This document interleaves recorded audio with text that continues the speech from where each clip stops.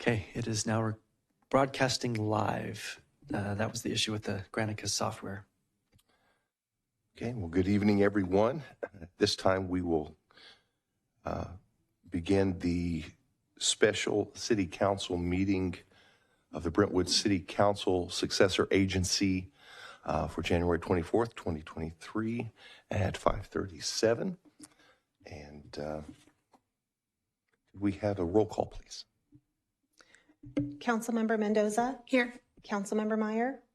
Here. Councilmember Orlemans? Here. Councilmember Pearson? Here. Mayor Bryant? Here.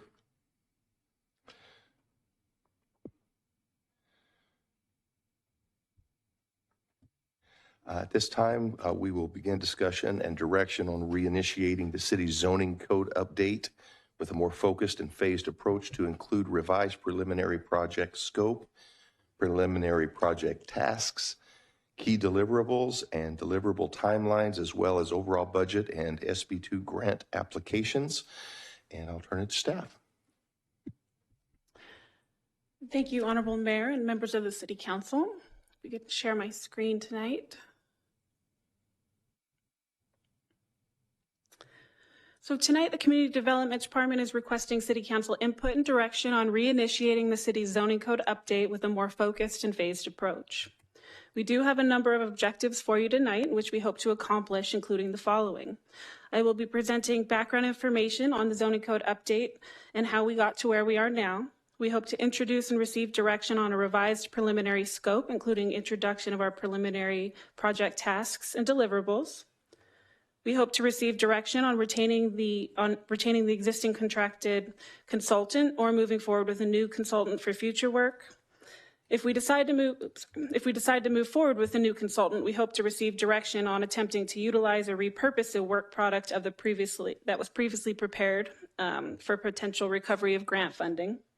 We also request to receive direction on the overall budget impacts associated with the revised scope. And lastly, we hope to receive direction on revising the SB2 grant project scope if the revised project is supported. The city's current zoning ordinance is codified as Title 19 in the Municipal Code and was adopted in 1987. Individual portions of the zoning ordinance have been amended numerous times, but it has not been comprehensively updated since adoption. In 2017, the zoning ordinance update project was originally envisioned to provide a comprehensive update of the city's zoning ordinance.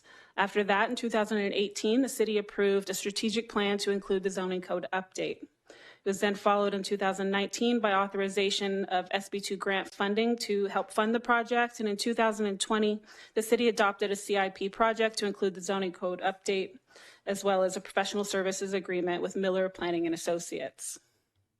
In 2021, the city began joint public hearings as well as virtual town hall meetings to introduce various sections of the zoning code update.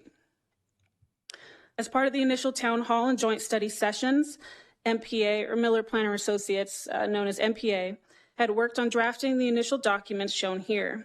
Based on the initial scope, these were all created as entirely new documents. However, during the initial workshops, participants expressed concerns that the proposed changes to the zoning ordinance, including possible changes to the residential plan development regulations, the amount and type of changes proposed to the land use table, proposed streamlining of application processes, and finally a lack of redline version of the draft for ease of comparison. Unfortunately, it was not possible to provide a redline version of the proposed changes to the zoning code because the scope of the update was comprehensive, which made the tracking of those changes impossible.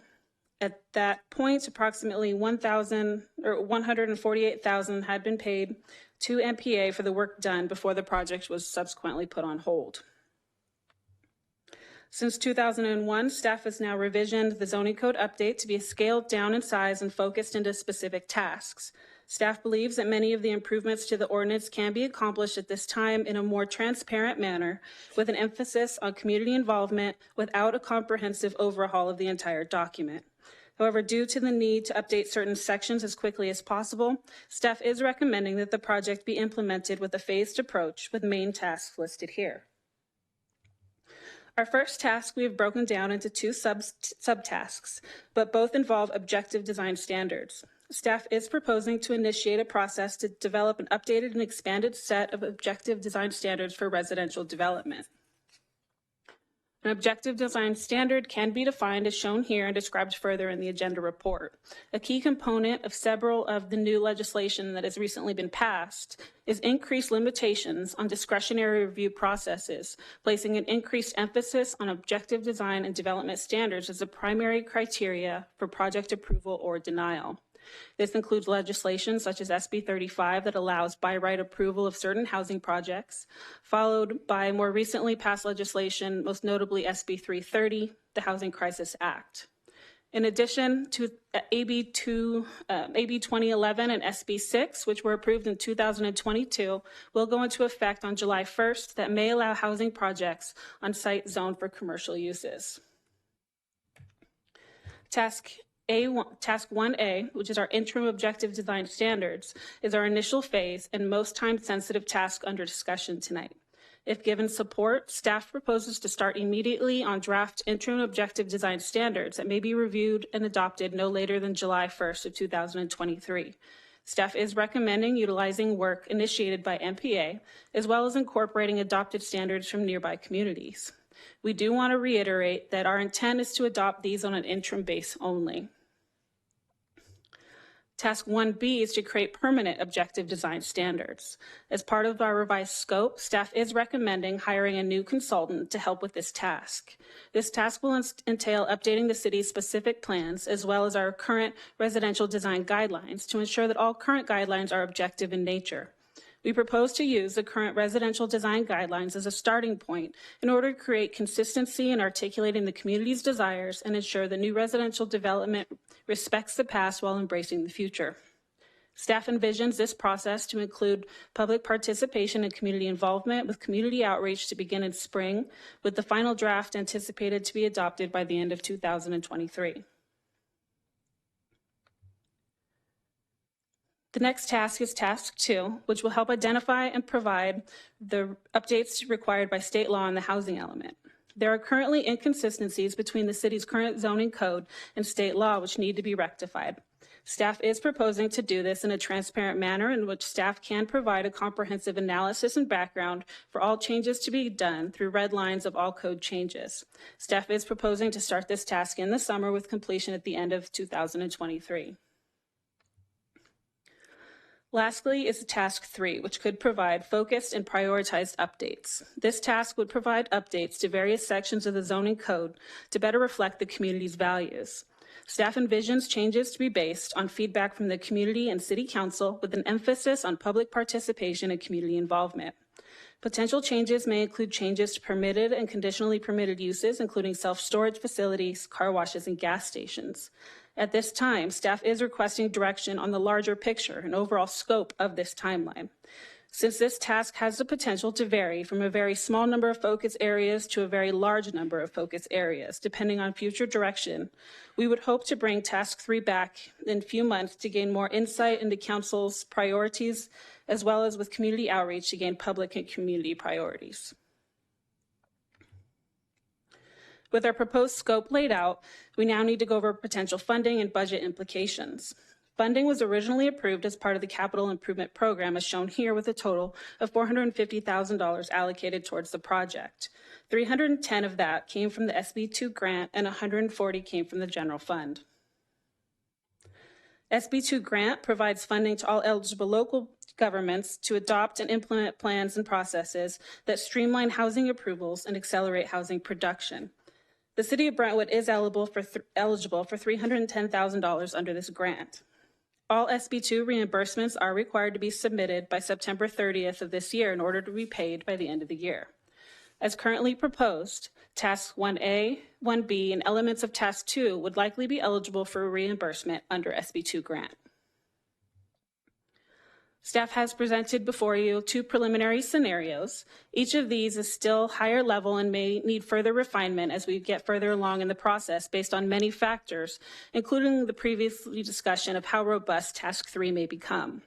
The main difference in each of these scenarios is whether we attempt to utilize work previously prepared by MPA. If we are able to utilize work previously prepared by MPA in our interim objective design standards, staff believes we can recover some of the previously expended funds through the SB2 grant. Under scenario 1 here, we are not utilizing any of the previously prepared work. This would put the project in a deficit and require staff to return with a CIP project amendment for additional funds to be contributed from the general fund.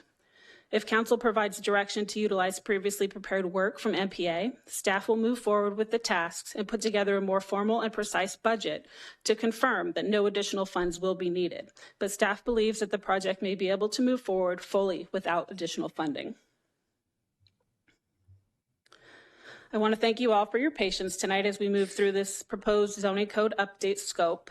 As we return full circle, I want to once again reiterate our objectives tonight. Staff is requesting to receive direction on the recommended revised scope, either task by task or altogether. Staff is requesting to receive direction on retaining the existing contracted consultant or moving forward with a new consultant for future work. At this time, staff is recommending that the city move forward with a new consultant. If we decide to move forward with a new consultant, we are requesting to receive direction on attempting to utilize or repurpose the work product of MPA. Staff is proposing to repurpose the existing work on the interim objective design standards in order to provide a potential cost savings under budget scenario number 2. Directly with that objective, we are requesting to receive direction on the budget implications associated with the revised scope. Lastly, we are requesting to receive direction on revising the SB2 grant project scope if revised project scope is supported. With that, staff is available for any questions. Staff has also provided, if it helps, as part of the discussion tonight, a scope summary that has each proposed task before you tonight, as well as the description, timing, staffing, and funding. And that concludes staff's report. Are there any clarifying questions of staff this time? Yes, can you go over with a little more detail what scope of work from MPA would be considered appropriate for moving forward? So the majority of the MPA work was done in a comprehensive manner, and it is would not be easily utilized for task 2 and 3. But part of some of their guidelines, they did provide objective standards for the new residential development. We do feel that since we are proposing to have a new separate document, which would be our objective design standards, that would be able to be utilized into that. The MPA work that they had done would be able to utilize in the objective design standards. So it would be a whole new document, but we do feel that a lot of it could be used in that aspect. And we have confidence in the objective standards that they're recommending? At least as part of our interim objective design standards.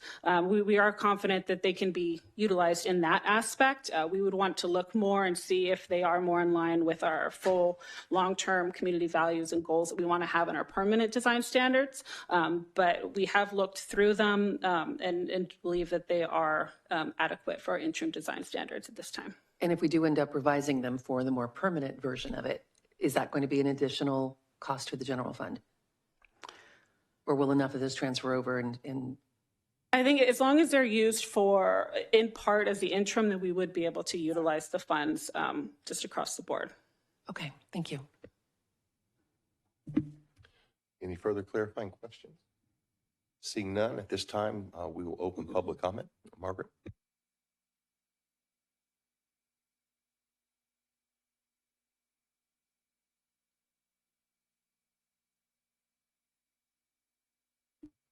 We'll take public comments in the council chambers, followed by Zoom public comments on items that are included on the special meeting agenda. If you're in person, please file a speaker card with the city clerk on the form provided on the counter at the back of the chambers. If you're participating via Zoom, please raise your hand in Zoom during this item to speak under public comment. Remarks are limited to 3 minutes per person, and your microphone will be muted after the timer has expired. And I'll note that no written public comments were received on this item or submitted prior to the meeting. I do have, I think, one public speaker card for this item. Danny Dorman.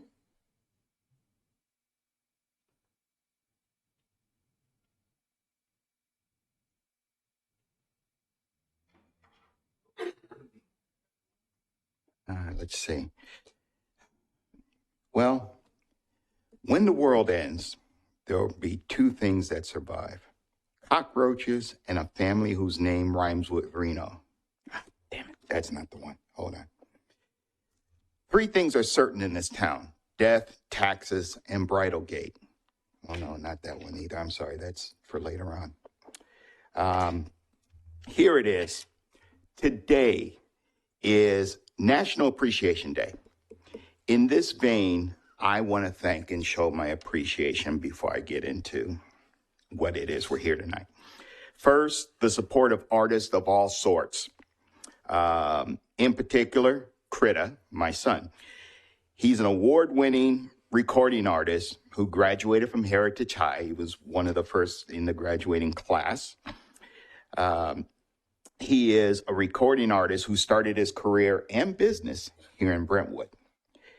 He has a new single out, Deal Myself, which is out on all major platforms, and I hope you all go to www.kritta.com and continue supporting this city's up-and-comer.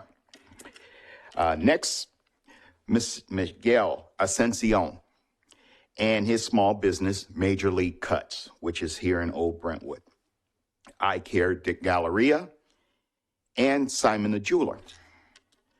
I also want to thank those on the council for taking the time to listen to my concerns, both in public and private settings. I can only speak for myself, but I'm sure others are grateful too. Providing your time to your constituents show your commitment to my neighbors.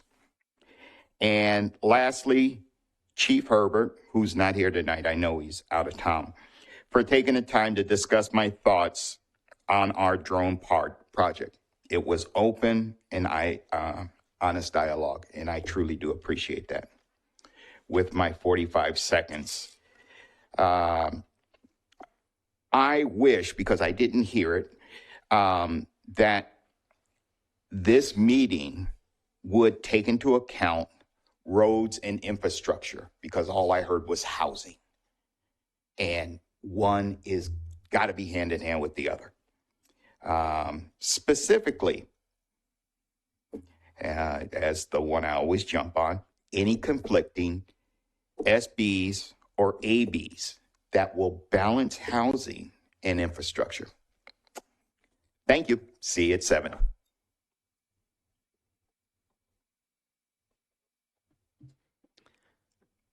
I have no additional speaker cards for this item. I do have one speaker card from Mr. Jurisic. He's in the audience, but he was going to speak under public comment at the next meeting at 7 p.m.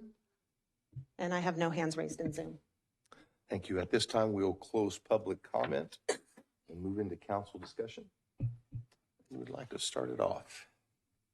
I just want to make sure, I mean, I know that the last time this came up, I put together the grid of the before and the after, like what I saw suggested, and the density had changed a ton. Like I just don't want there to be huge changes like that. I think we were pretty detailed in the PA1 uses. Will this go over uses also? I mean, zoning's so broad. Does this go over that detail of work? Only as much as council wants it to. So that's what we're sort of describing under task 3. Okay. And so the scope of what uses we look at, we would be looking for council direction on. So we understood that council wanted a more focused update. So we would look for a list of what land uses council would like us to focus on. So we're not today proposing an overhaul of that land use table. So I would like to be as detailed as we were on PA1. I don't know if that's a workshop because it did take a long time, but I think it was important to go through all of that. The design guidelines, that's a big one for me, but can we get pretty detailed on that too? Like, can we make sure we all go through it? And I think you mentioned you were going to be looking at other cities and what they have. If there's any way when you're finding what you're looking at, if you share those with us beforehand, we could probably start reading them beforehand instead of inundating you the days of the meetings. Any best practices would be great, just to make sure you guys have enough time if we have feedback on them. But if, we're picky in Brentwood, we want really nice architecture. I think we saw that with the Vineyard Academy School. So we need to continue to do that. And I know there's limitations with all of the new bills, but if we could just keep our standards as high as we've always had them, that's what I would look for, and keeping our densities. And I know we've talked about the range. I still want to look at more taking away the range and putting in the midpoint. I think there's, it's something we have to keep looking at. And yeah, that's it. I would support the detailed report too, especially considering people have reached out to ask about moratoriums. And I know that's a discussion further down the road for the final version of this, but I do think it's worth going over items by items because our residents are going to want to understand how that works. But I'm also wondering if we can get an answer to Mr. Dorman's question about why roads and infrastructure were not included in this report. Certainly. So this is the zoning ordinance, Title 17 of the municipal code that we're discussing. So this is about land use policies. Roads and infrastructure are in different sections of the municipal code, and the general plan has its own circulation element and its own policies related to that. So those are applied to projects through a whole different section, a whole different title of the zoning code. So this is proposed to be about standards, not necessarily conditions of approval or requirements that we put on individual or specific development projects, right? This is about the broader standards that are contained in Title 17. If the council wanted to look at things like infrastructure and roads, that would be an expansion of this project. It would be a whole different section of the municipal code, and it would have to be funded outside of the grant. And I think it was more that I just wanted there to be a public understanding of what that looks like. I don't feel the need to include that in this report at this time. Okay. But I do think that the more detailed line item report would be helpful. I think it's something that people would appreciate seeing. Thank you. Any further discussion? Okay, if not, do I have a motion on this item? So I think you need to know, number one, if we want to use work from the previous vendor. Yeah, perhaps if we could go Share just the to screen. our, Yeah. oh, sorry. Yes, if you could, I have it on here. If you could please share my screen. What? Yeah. So can you put up the things that you need? Yeah, perfect. I think that's what you're doing. Yes. So yeah. I would make a motion that we use all of the work that we can from the prior vendor in this one. We also use your suggestion moving on to the new vendor. So the budget implications right now, it doesn't look like you'll need additional budget, correct? If we do that? Correct. And if you do, I mean, if you have to reforecast, just come back, that would be fine. And direction on revising the SB2 grant. Do you need a revision on that if we're using the old? We would, yes. We Okay. would need to submit a new scope of work that was attached to the grant application to the state, just to update Okay. that we're not doing that previous project as envisioned. Okay, so then resubmit with a new scope of work and hopefully we get all the grant funds. So that would be a motion. And do we need to specify anything about line items, about the focus level? No, I don't think so. I think that's Okay. going to be part of our conversation on task 3, right? How many changes you want to make to land uses, what they look like, and how best to bring that forward to council. So we heard your comments about line by line. So we would come back and discuss what that looks like under task 3. Again, it just depends on how many sections of the code you may want to touch in terms of land uses. And we certainly can discuss how that work product and that deliverable would look at that Okay. meeting. In that case, I will second. We have a first and a second. All in favor, aye. Aye. Opposed? It's unanimous and it passes. Okay, at this time, do I have a motion for adjournment? So moved. Second. First and second, all in favor, aye. Aye. Aye. Opposed? We are adjourned. Thank you.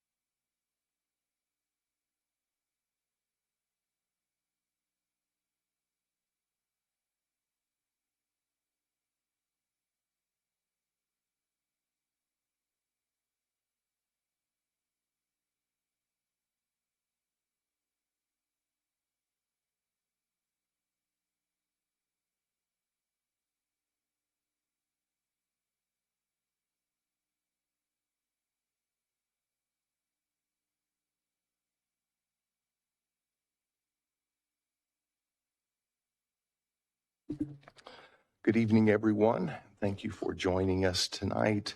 The January 24th, 2023 City Council Successor Agency meeting, beginning at 7 p.m. We're going to call this meeting to order. And could I get a roll call, please? Councilmember Mendoza. Here. Vice Mayor Meyer. Here. Councilmember Orlemans. Here. Councilmember Pearson. Present. Mayor Bryant. Here. If you could join with me in the Pledge of Allegiance.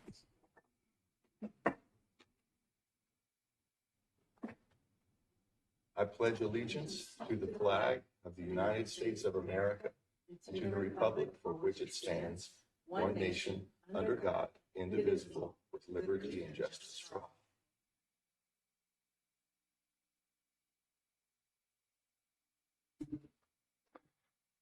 This time we will open public comments. I'll turn to you, Margaret. We'll take public comments in the council chamber, followed by Zoom comments. If you're in person, please file a speaker card with the city clerk on the form provided at the counter at the back of the chambers. If you're participating via Zoom, please use the raise your hand feature in Zoom to speak under public comments. At this time, the public is permitted to address the city council on items that are not on the agenda. Items listed under presentations, informational reports are on the consent calendar. Requests for future agenda items, new requests. Please save your comments for any other items that are on the agenda for that part of the meeting, especially related. Oh, I'm sorry about that. Remarks are limited to 3 minutes per person and your microphone will be muted after the timer has expired. I received 0 written public comments on this item prior to the meeting. While we encourage your comments, state law prevents the city council from discussing items that are not on their meeting agenda, and if appropriate, staff will follow up with you on them directly.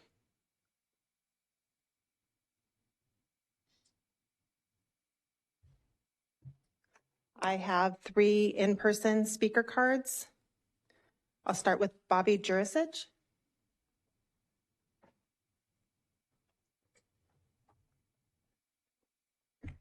Good evening, everybody. I'm really here just to say thank you to the City Council and the city staff for the formation of the new Deer Ridge LLAD, and just would like to see this thing completed here in the near future as we voted for and it passed.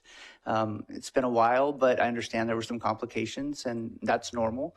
But I think time is, of the essence here, and we would really like to see this completed as we voted for. So thank you guys again for getting that done. It was a really big thing, and it's great to see our city council and city staff listen to the residents and actually do things that are pain points for the residents here. So it is a valuable thing to us. We really do appreciate it, and thank you. So if we could get it wrapped up in a timely manner as we voted for, it would be greatly appreciated by us. So thank you guys.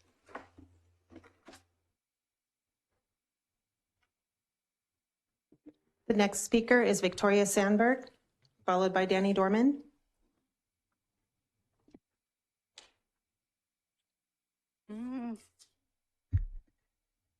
Good evening, Mayor, Vice Mayor, City Council. For those that don't know me, I'm Victoria Sandberg and I live in Deer Ridge. I was one of the residents that went to Karen Rary with the possibility of putting the street strips and entrances in our LAD when the previous golf course owners abandoned the maintenance and irrigation of those areas. So today is kind of a red letter day for me with a notice of completion and probably for city staff too, who have been diligently managing this complex contract. So I'd like to celebrate a little and also express my deep gratitude to the council and city staff for getting us this far. Of course, we as the residents can't sign our notice of completion yet because a very important part of the project is yet to be finished. I've been assured that the entrance project will be delivered as promised, and I'm very much looking forward to that day. Thank you again, council, for your support for our neighborhood.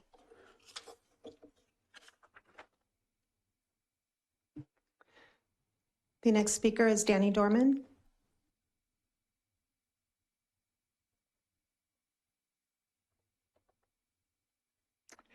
Hello again. First, I want to congratulate council members Pearson and Orlemans for surviving the first real council meeting 2 weeks ago. I think that you have a bit of a sense of the inner workings of Brentwood.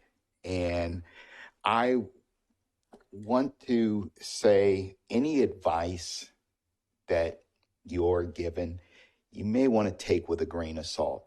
And that even includes for me.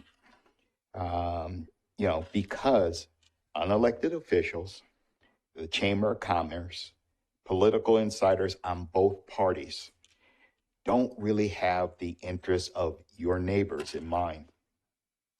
Second, I want to again thank the chief for reaching out to me regarding the use of drones. I'm talking about current drones, not agenda item drones. But I want to be clear. I am not a defund the police advocate. I wish our officers didn't have to wear body cams. And I support the use of drones as a deterrent, not surveillance. The chief and I, as I said, we had an open and frank conversation. Opinions were given, facts were presented, and options were considered. I can't go into specifics. I'll leave that up to the chief. And I want to thank Councilmember Mendoza for arranging the meet. She also listened to my concerns and thought it was best to arrange the meet. So to two of our newest members, I hope this is an example of how to reach out to your constituents. Thank you, and best of luck tonight.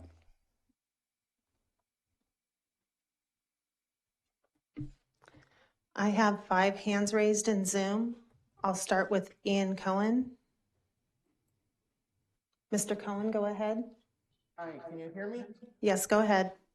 All right, so I'm speaking again on behalf of the Chinese Culture Club at Heritage High School. So here's her comment. Good evening. The Chinese Culture Club at Heritage High School would like to invite everyone to the Lunar New Year Festival that we will be hosting in downtown Brentwood in honor of the New Year to celebrate Chinese and East Asian culture.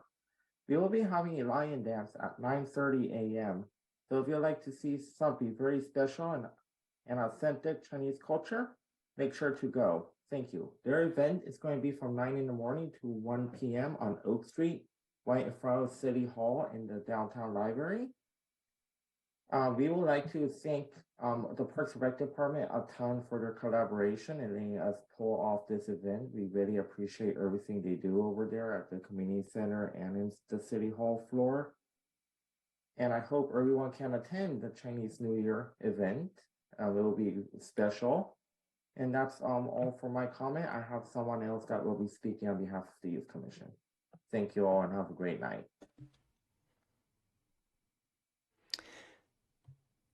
Thank you. The next speaker is Cinziana Todor. Cinziana, go ahead. Hi, good evening, everyone. I have 3 items I would like to address. First one is related to Innovation Center, and I am really worried of the future and the outreach that is being done in attracting a reputable developer for this special plan. As we know, this is supposed to be one of our proud moments to create local jobs, offer a very safe environment for people wearing Armani suits, hopefully, or whatever designer you prefer or they prefer.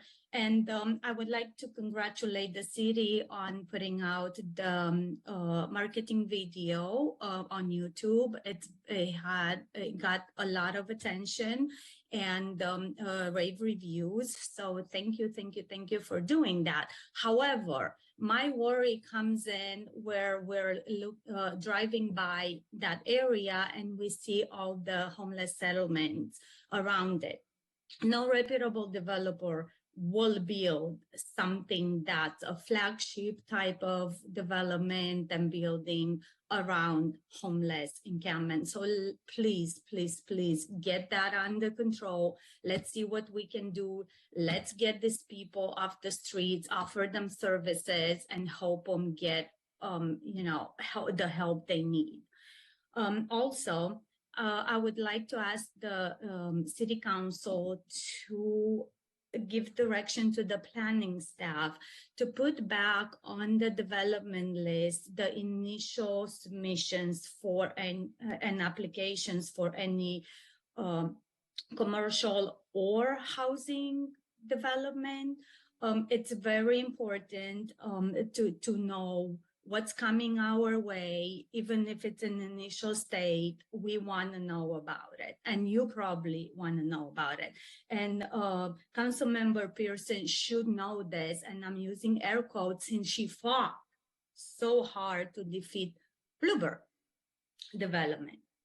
And since I mentioned Councilmember Pearson, I wanted to remind her that she's a resident who's been elected to represent residents and not a lawyer using her law knowledge and degree to sue the residents.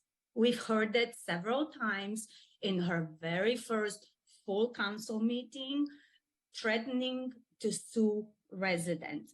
Obviously, she skipped the class where they taught the what's possible for a public official to do and not to do. So hopefully she... The speaker's timer had expired. The next speaker is Carolina Villaseca. Carolina, go ahead. Good evening, City Council. I have three things. First of all, the Chinese Lunar New Year celebration is Saturday, February 4th from 9 to 1. Ian just forgot the date. So for anybody who took out their phones like me and was like, hey, I'm putting this on my calendar because this is going to be phenomenal and I can't wait to go. Saturday, February 4th from 9 to 1. Second, the field behind Pioneer, that is, eventually there will be a fire station there. This happens every year, and this year is no exception. The field gets tremendously overgrown, and then it sprouts these little yellow flowers that emit so much pollen and wreak havoc on everybody that attends Pioneer and lives in the nearby neighborhood. If there is a way we can get that mowed before the flowers pop out and just kill us with pollen, I would greatly appreciate it, as would all the residents that live adjacent to Pioneer and all the students who die from allergies because of those beautiful little yellow flowers. The last thing is, at the last meeting, there was a proclamation about human trafficking. And the question was, so what can we do as a city about it to help abate it? I would recommend that City Council actually get in touch with Antioch, specifically Council Member Monica Wilson. She has been a long time advocate against human trafficking. Years ago, she did the Red Sand Project in conjunction with Brentwood Police and Brentwood City Council, where they went out in the community and they educated all the businesses that are close to 4, both on the Brentwood side and on the Antioch side, about the signs of human trafficking. They put up posters and signs on all the windows in those businesses. And they talked to the business owners about what to do if they thought that they saw human trafficking. The important part in human trafficking is to treat the people who are being trafficked with dignity and support and get to the root of who is trafficking them, the true perpetrators of crime. So that would be my suggestion to City Council. Thank you. Thank you. The next speaker is Rohan Tyagi. Rohan, go ahead. Hello, my name is Rohan, and I'm speaking on behalf of the Youth Commission in Brentwood. I'm here just to update the City Council and a few of the things that we've done so far. This past January, we voted for a new youth-friendly business to represent our city and our youth, and that is Willie's Bagels. And we've recognized the work that they've done to our community, and we've nominated them as our youth-friendly business of January. We also hosted the Brentwood on Ice fundraiser, as well as the craft night for children in our community in, I want to say December, and those were very successful. Furthermore, we'll have a few upcoming plans, like a multicultural rally, which is tentatively scheduled for March or April. And we would also like to remind anybody who's listening that our applications will open up in a couple of months from now, and our scholarship is also coming up soon. I would also like to thank the city for hosting the 75th birthday party. It was amazing, and a lot of commissioners attended, and we thought it was very well planned and an amazing event. Thank you.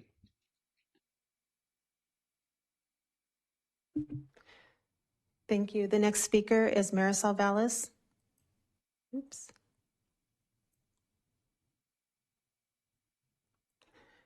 Marisol, go ahead. Thank you, Margaret. I wanted to speak real quick. I'm a Deer Ridge resident, and I wanted to say pretty much what other people have said. And thank you so much to the council for taking care of Deer Ridge and listening to the residents. I wanted to kind of piggyback on that and ask if we could maybe discuss B9 so we can really understand what that means. It's in the consent calendar. And also I was looking through the pictures that were in the agenda packet, and I noticed that some of the areas that were done with like a brick, putting down some bricks. So I just kind of wanted some information or maybe some details on how that came about.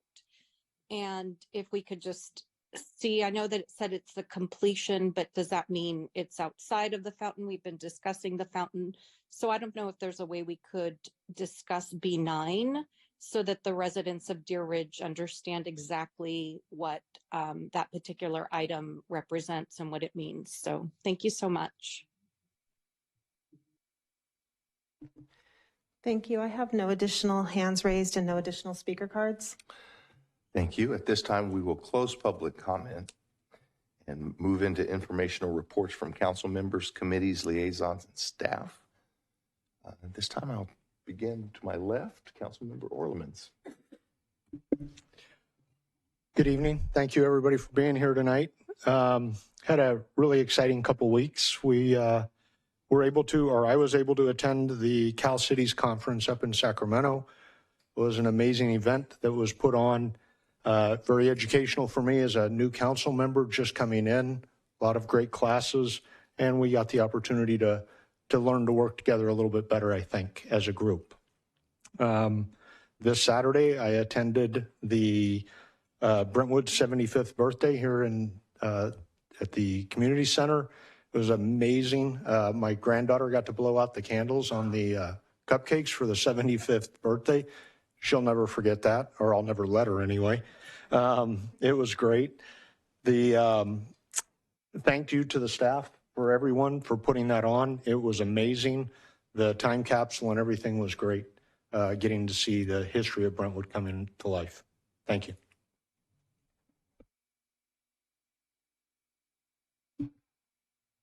Thank you. Since our last meeting, I had a rehearsal for my presentation at the opening session of the Cal Cities New Mayors and Council Members Conference, attended a California Alliance of Local Electeds meeting to discuss the audit of the HCD housing numbers methodology, attended the Helping One Woman fundraiser to benefit local business owner and resident Vicki Little and her struggles. $11,000, over $11,000 was raised on her behalf. Attended the conference in Sacramento that Councilmember Orlemans mentioned and moderated a session on land use as well. Attended the 75th birthday. I would agree it was a fantastic event. There was a lot of community members that were going booth to booth and learning a little bit more about our history. I had another meeting with Cal Cities to review the submission of a subunit report to address the 4 2023 priorities for the league, which are protect and expand investments to prevent and reduce homelessness, increase the supply and affordability of housing while retaining local decision-making, improve public safety in California communities, and safeguard essential local revenues and support fiscal sustainability. And then I had a meeting with an area agency on aging representative from the county regarding an appointment of a Brentwood resident to an open position on the Advisory Council on Aging. And that's it. Thank you. Councilmember Mendoza. Thank you, Mayor. Since the last time we met, I attended the Cal Cities Committee member orientation. I was assigned to the Housing Committee because, you know, I like housing. Represented Brentwood East Bay Division, Mixer and Lafayette. And then we elected Holly from Clayton, Councilmember Holly, I can't remember her last name, for our East Bay rep. Attended the Cal Cities Mayor and Council Members Conference along with everyone else. Attended Livable California, and that is a meeting that anyone can attend regarding land use on Saturday mornings. If you want more information, let me know. Attended the Cal Cities Speaker Series with the Cal Cities President, Ali Sajjad. Let's see, attended our Neighborhood Voices Leadership Meeting. We're looking at launching petition signature collection again in the spring. Attended an informational, and this one's really good, attended an informational update from East Bay Regional Parks. We're calling Coffee Gate of an update. He mentioned the John Marsh house and how it's not getting a lot of work done. And he said the one thing we can all do is send letters to our state reps. They're not getting any feedback from residents that they want that house, anything to happen to that house. And that's why they're kind of not moving forward. And also attended the event for Vicki Little. And I was appointed as a board of director for the Cal Cities Latino Caucus. So I attended that strategy meeting this weekend as well.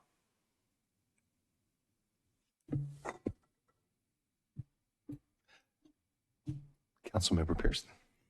Thank you. So I was able to attend the new mayor and council training. We were there from January 18th to January 23rd. It was an amazing time.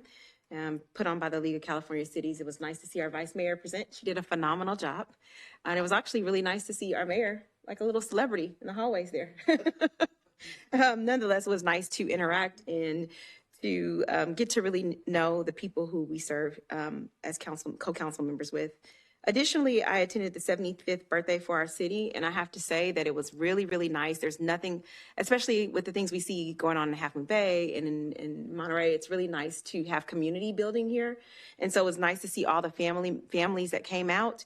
I really want to give a thanks to our staff for putting on this event. I mean, all of our staff were so involved, from handing out the bags to presenting to our police department, to our to the fire department who showed up, and then also to all the nonprofits who were there. I saw several nonprofits, and I'm really grateful to be a resident here in the city of Brentwood.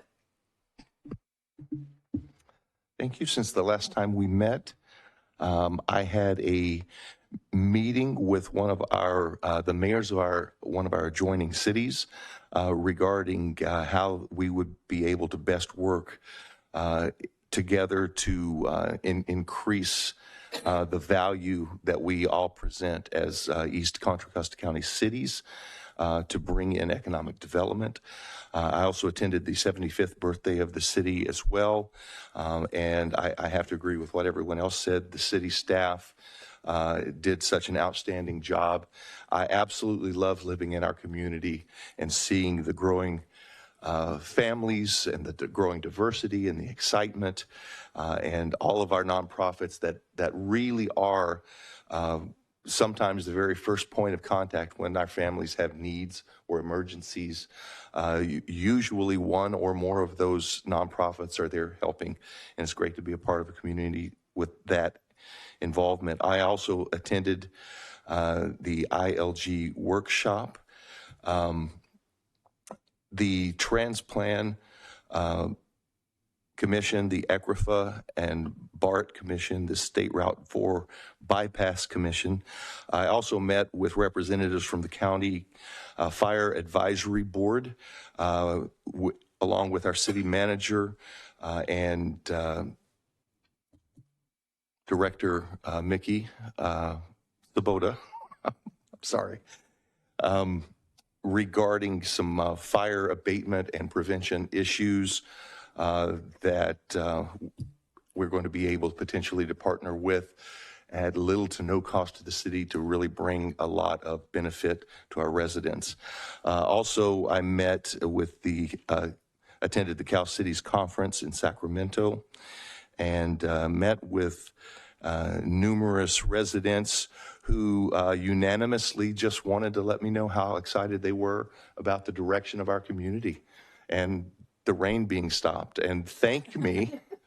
They thanked me for stopping the rain. I don't really have that kind of authority, but or influence. But I will say that our staff and in Public Works did such an outstanding job that in the meeting with our local neighboring mayor, he asked if we were going to declare a state of emergency also.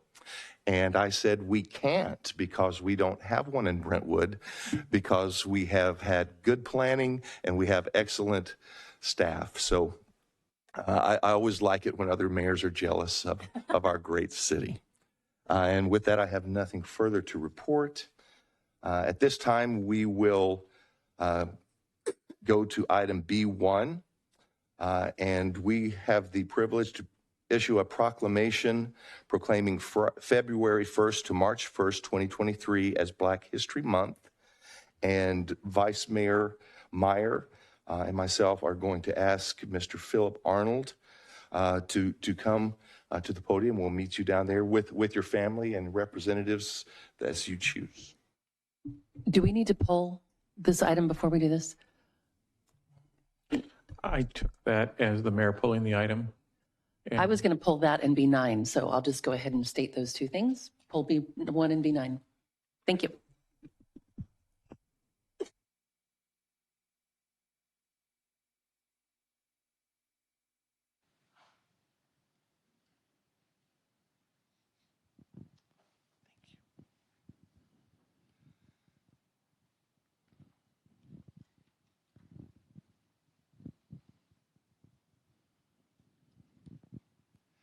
It is such a privilege to live in a community that has such outstanding and influential members in it. At this time, I'm going to support our Vice Mayor as she so eloquently presents this proclamation. Thank you. I first met Mr. Philip Arnold Jr. last year through our former police chief, Hanson, when I was supporting the efforts of the Liberty Players to hold an anti-racism and a tolerance rally that was happening in the park. And I asked him if he knew someone that would be a good panelist for this, this rally, and he suggested you. And so I called you, we spoke, and I think every time since then, every time we've spoken, I've learned something new about you, about your history, about your contributions to Brentwood and beyond. And I could honestly just sit and talk with you for hours and learn something every single time. And your list of accomplishments and accolades in Brentwood and beyond, in California and beyond, would just amaze everyone here. The things that Mr. Arnold has done to promote social justice and racial equity are beyond what anyone here could actually really understand just by the few words that he's going to be speaking. So it was kind of an obvious for us to ask you to come and receive this proclamation. I'm going to read it, and then you'll have a few minutes to speak, and then your beautiful granddaughter, Colby, will as well. Thank you for joining us, Colby.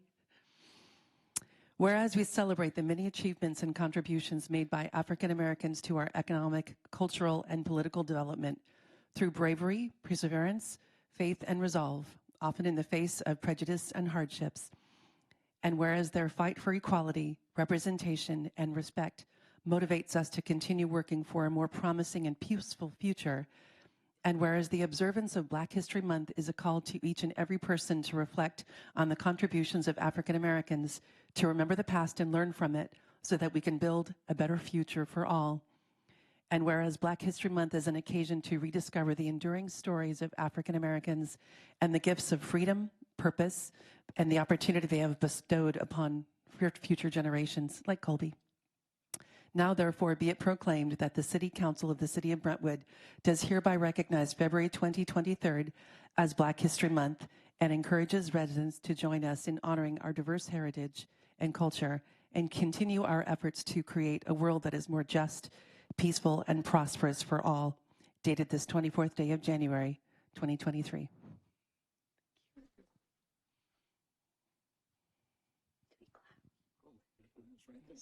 Yeah. Hi, I'm Colby. As the great-grandchild of Tuskegee Airman Edwin T. Cowell, I express much gratitude being here today to not only honor and remember Black historical figures in times past, but to appreciate the Brentwood community for recognizing the significance of these people. In fact, I am a living example of the importance of these people. It was because Edwin Cowell flew, Frederick Douglass fought, Martin Luther King spoke, Harriet Tubman helped, and Rosa Parks stayed so that I could have the privileges and the opportunities I have today.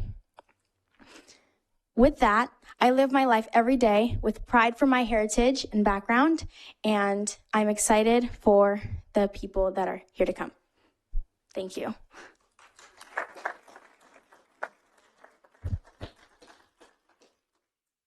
Proud grandfather, as you can tell.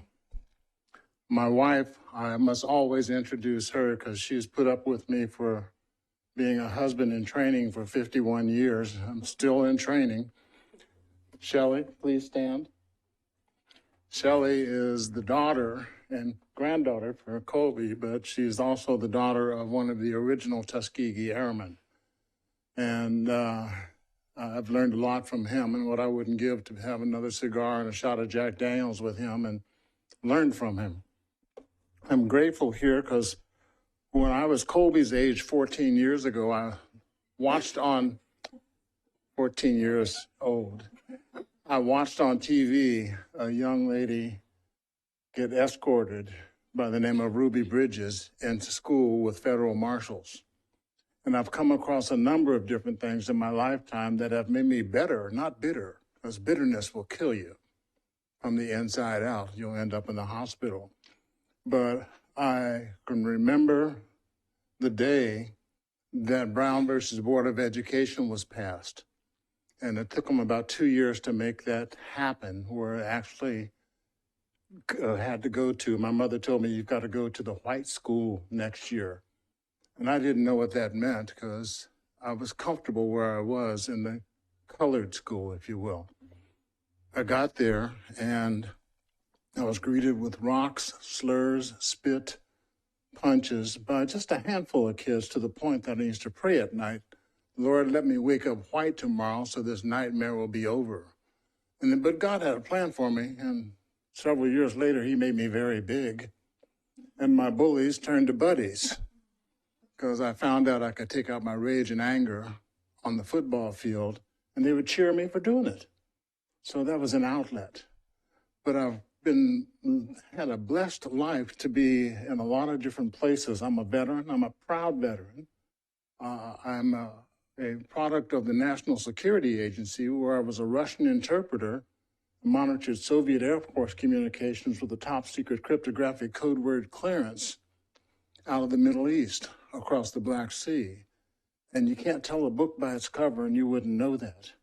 But I'm going to get to the point right now, was that going into my senior year in high school, the 16th Street Baptist Church in Birmingham was bombed. And I kept asking myself, Daddy, can they do that? And he said, yes, and they will. And we still see that today for reasons we don't understand. But I am so grateful. I'm grateful to be here. This ribbon that you see here represents the African American Uplift Program of NAMI, National Alliance on Mental Illness, which is where I spend my time. And I'm hoping at some point in time we will have an African American cultural center, a holistic wellness center, so some of the history that has shaped our country can be revealed. I was told colored boys don't go to college. Find something to do with your hands. And all I could do I was thinking about doing with my counselor was choking him. But that wasn't the things to do with the hands that he had in mind. But I am just grateful. I'm going to introduce Kobe's mom. Andrea, stand up. I'm going to put you on the spot. She married into the family, and I am grateful for that. She is one of my best buddies to talk about a lot of different things. I'm so very proud to be an American. I'm proud to be an African American. And again, my journey, I'm happy to say I'm probably the only one here that's older than the city of Brentwood, but, but that's okay. I'm grateful to you both. Thank you, Mayor and Vice Mayor. I appreciate your warm hospitality and your comforting thoughts. Thank you.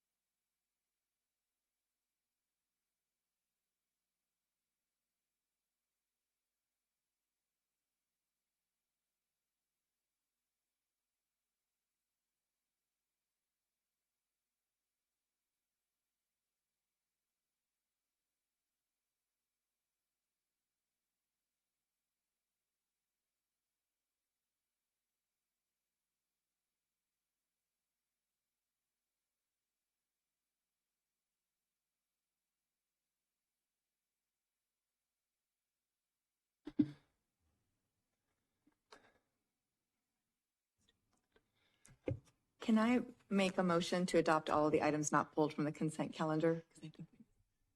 Yes, actually, if we could pull item B9 Yes. B1 and B9 were and pulled. B1, okay. If I may, Mr. Mayor, if you'd like, since B1 has already been concluded, if you want to put that as part of your motion, you could have that voted on at the same time. So B1 through however many are on the consent calendar, excluding B9. Yeah, so motion to adopt consent calendar, all items less B9. Exactly. Okay, Second. we have a first and a second. All in favor, aye. Aye. It is unanimous. Okay, and we'll move to item B9. Who pulled it first? Me. Yes, Vice Mayor. Okay. We have been receiving comments tonight about this item. A few of us have probably received phone calls as well. I think the concern here is still that the notice of completion can be a bit confusing because the project we know is not complete without the fountain. And that's been confusing. It's been something that residents have been concerned about. We have had some expression of concern about the standards. And so I think what I would like to hear is just another review of what is going to happen when there's this project being accepted as completed, but there will be another completion of the project down the road. I want the public to understand how that works.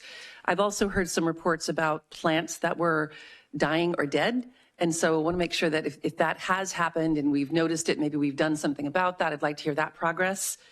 And I think just some clarification on the previous landscaping contract versus the new, what the change is going to look like, if there's going to be an additional charge, that kind of thing. Just kind of an overview about all of those concerns we've been hearing about. Thank you. Good evening, Honorable Mayor and City Council. Forgive me, this is new again. It's been how many years since we've been in here? So I sound funny now. Regardless, thank you and good evening. Excellent questions. And if you think it was easy writing the staff report for this item, it was challenging to say the least. Yes, absolutely. This item tonight is the acceptance of 13 of the 14 sites in this project that were performed by Clean Cut Landscape. So the primary focus of tonight's action item is Clean Cut Landscape and a notice of completion that they've completed their contractual obligation. Their contractual obligation was the 13 of the 14 sites. Once we removed the 14th site, which happens to be site 1. I'll get to all that in a minute here. But I just want to get this, so what we're doing tonight is asking for acceptance of those 13 sites so that we can file a notice of completion and ultimately be able to pay Clean Cut Landscape the retainage and or final payment for this contract. I might add, just to, while I'm thinking about the caller that asked about the pavers, 5 of these 13 sites that are being accepted did not have a viable water availability. So those sites, instead of leaving them soil or leaving them with soil with bark on top and potentially having a weed problem, it was decided to put pavers in those areas. So it's very low maintenance and a solid ground cover, as opposed to loose material where we would be fighting weeds. Excuse me. So again, 13 sites get accepted. Site 1, which is the entry, we had a lengthy and very complex process with getting the land officially turned over to the city. So there was 2 property owners we were working with. Turned out to be a much lengthier process than we had anticipated, and it actually went, it just happened middle of December, so it went over 2 months past the actual end of working days for Clean Cut. So instead of keeping Clean Cut on the hook, it was decided by both parties we need to just pull site 1 out, because at the time had absolutely no idea when they would actually be transferred over to the city officially. So regardless, that's happened now. But in the meantime, we pulled site 1, as well as listening to residents throughout the process that eventually grew happy with the landscape strips, understanding that minimal strips, 4-foot wide strips, hard to work with, started accepting the grassy theme that the landscape architect designed, but wanted staff to put more interest into the front entrance area and actually enhance that even more so than the approved set of plans. So that's what we're working on now, and that's what the council can expect to see in the February meeting, is when we bring back a full plan with an absolute upgraded landscape enhancement plan to include everything that was promised from the beginning. Nothing's changed from the fountain, the lighting, and the landscape will all be part of the landscape improvement plan for site 1. Did I capture everything? Yeah, that was a good explanation. Thank you. Can you confirm the standards of the landscaping and the pavers and whether that meets? Yes, absolutely. The landscape standards. So we have two types of standards. We have our landscape maintenance standards. Parks live those on a daily basis. So that's what the park landscape maintenance contractors are living by, and what park maintenance supervisors are preaching to the landscape contractors. So we have our landscape maintenance standards. We also have the construction standards or the engineering standards. So essentially each project has engineering standards that go with that project. Every single, I'll say, construction project has a set of plans, whether that's landscape plans or construction plans. And within that plan set is included all of the standards that are associated with that project. This Deer Ridge Landscape's no difference. There's a set of landscape plans, a set of construction plans that have the standards, which would be type of material to use. I don't know, the engineering can talk to these standards a lot better than I could, but regardless, it's the material to be used that meets city standards, which is all commercial grade not your standard over the counter type products. So regardless, each construction plan has these standards included in them. So Deer Ridge had just that. So there's a set of standards for the construction piece. Once the project's complete, or I should say, during construction, the city has inspectors that are inspecting each project as it's moving along to inspect and make sure the contractors are following the standards on the plans. Once accepted, for us, and in this case, that's when the landscape maintenance standards come into play, excuse me, for the 90-day maintenance period. So again, two sets of standards, and in this case, the landscape construction plans were followed and inspected on a daily basis throughout the project. Once complete, and we just actually ended that 90-day maintenance period today. So assuming this action goes through, the city will take over the maintenance of these areas tomorrow. The current construction company of Clean Cut are still under a 1-year warranty on all plant material. So anything that has died or will die is going to fall under Clean Cut. In addition, our landscape maintenance contracts require our contractors to do the same. Plant health is within our contracts for each of our landscape maintenance contractors to be responsible for plant health. So any plant that, so we're kind of covered twice here. So any plant that dies under, say, TerraCare, who is our primary contractor, any plant that dies under their watch, they're responsible to replace unless they can prove it was city's responsibility. So plant material is definitely covered, and anything that has died will be replaced as soon as possible. Okay, and thank you for that. And the fountain timeline, I realize it's coming back to us in February to discuss, but everything at this point, the funds are going to transfer over to the new contractor. The timeline will be? Good. So this Clean Cut contract is officially ended. Once this is approved, then that money that's remaining will be tied to the fountain, the lighting, and the enhanced landscape design to take, which is happening as we speak. We've already spoken with BKF engineer who works with Gates and Associates as their landscape architect, are currently working on a redesign for the landscape piece of the front. So the design piece is happening as we speak. As soon as we have a viable conceptual, we can enlist the construction piece of it. Okay, thank you. Did anyone else have questions about this? Well, I think I'm feeling the same way I felt with the Creekside bathroom. When it comes to these pavers, I think that I wouldn't want that outside my house. Sites 4, 7, 8, 9, and 14. And I don't know how I don't like it. I wouldn't want that in front of my house. I've never seen us approve a new development with that kind of paver outside their house. And it just doesn't, do we have landscaping standards? So when we get a development, would we ever approve anything like that? That's exactly the problem with this project. It's totally unprecedented. We've never done such a thing. These areas we took over were never city responsibility or property when they were constructed as these 5 sites. Like I had mentioned, there's no water source to them. So to get water to even water any plant material, it's not there.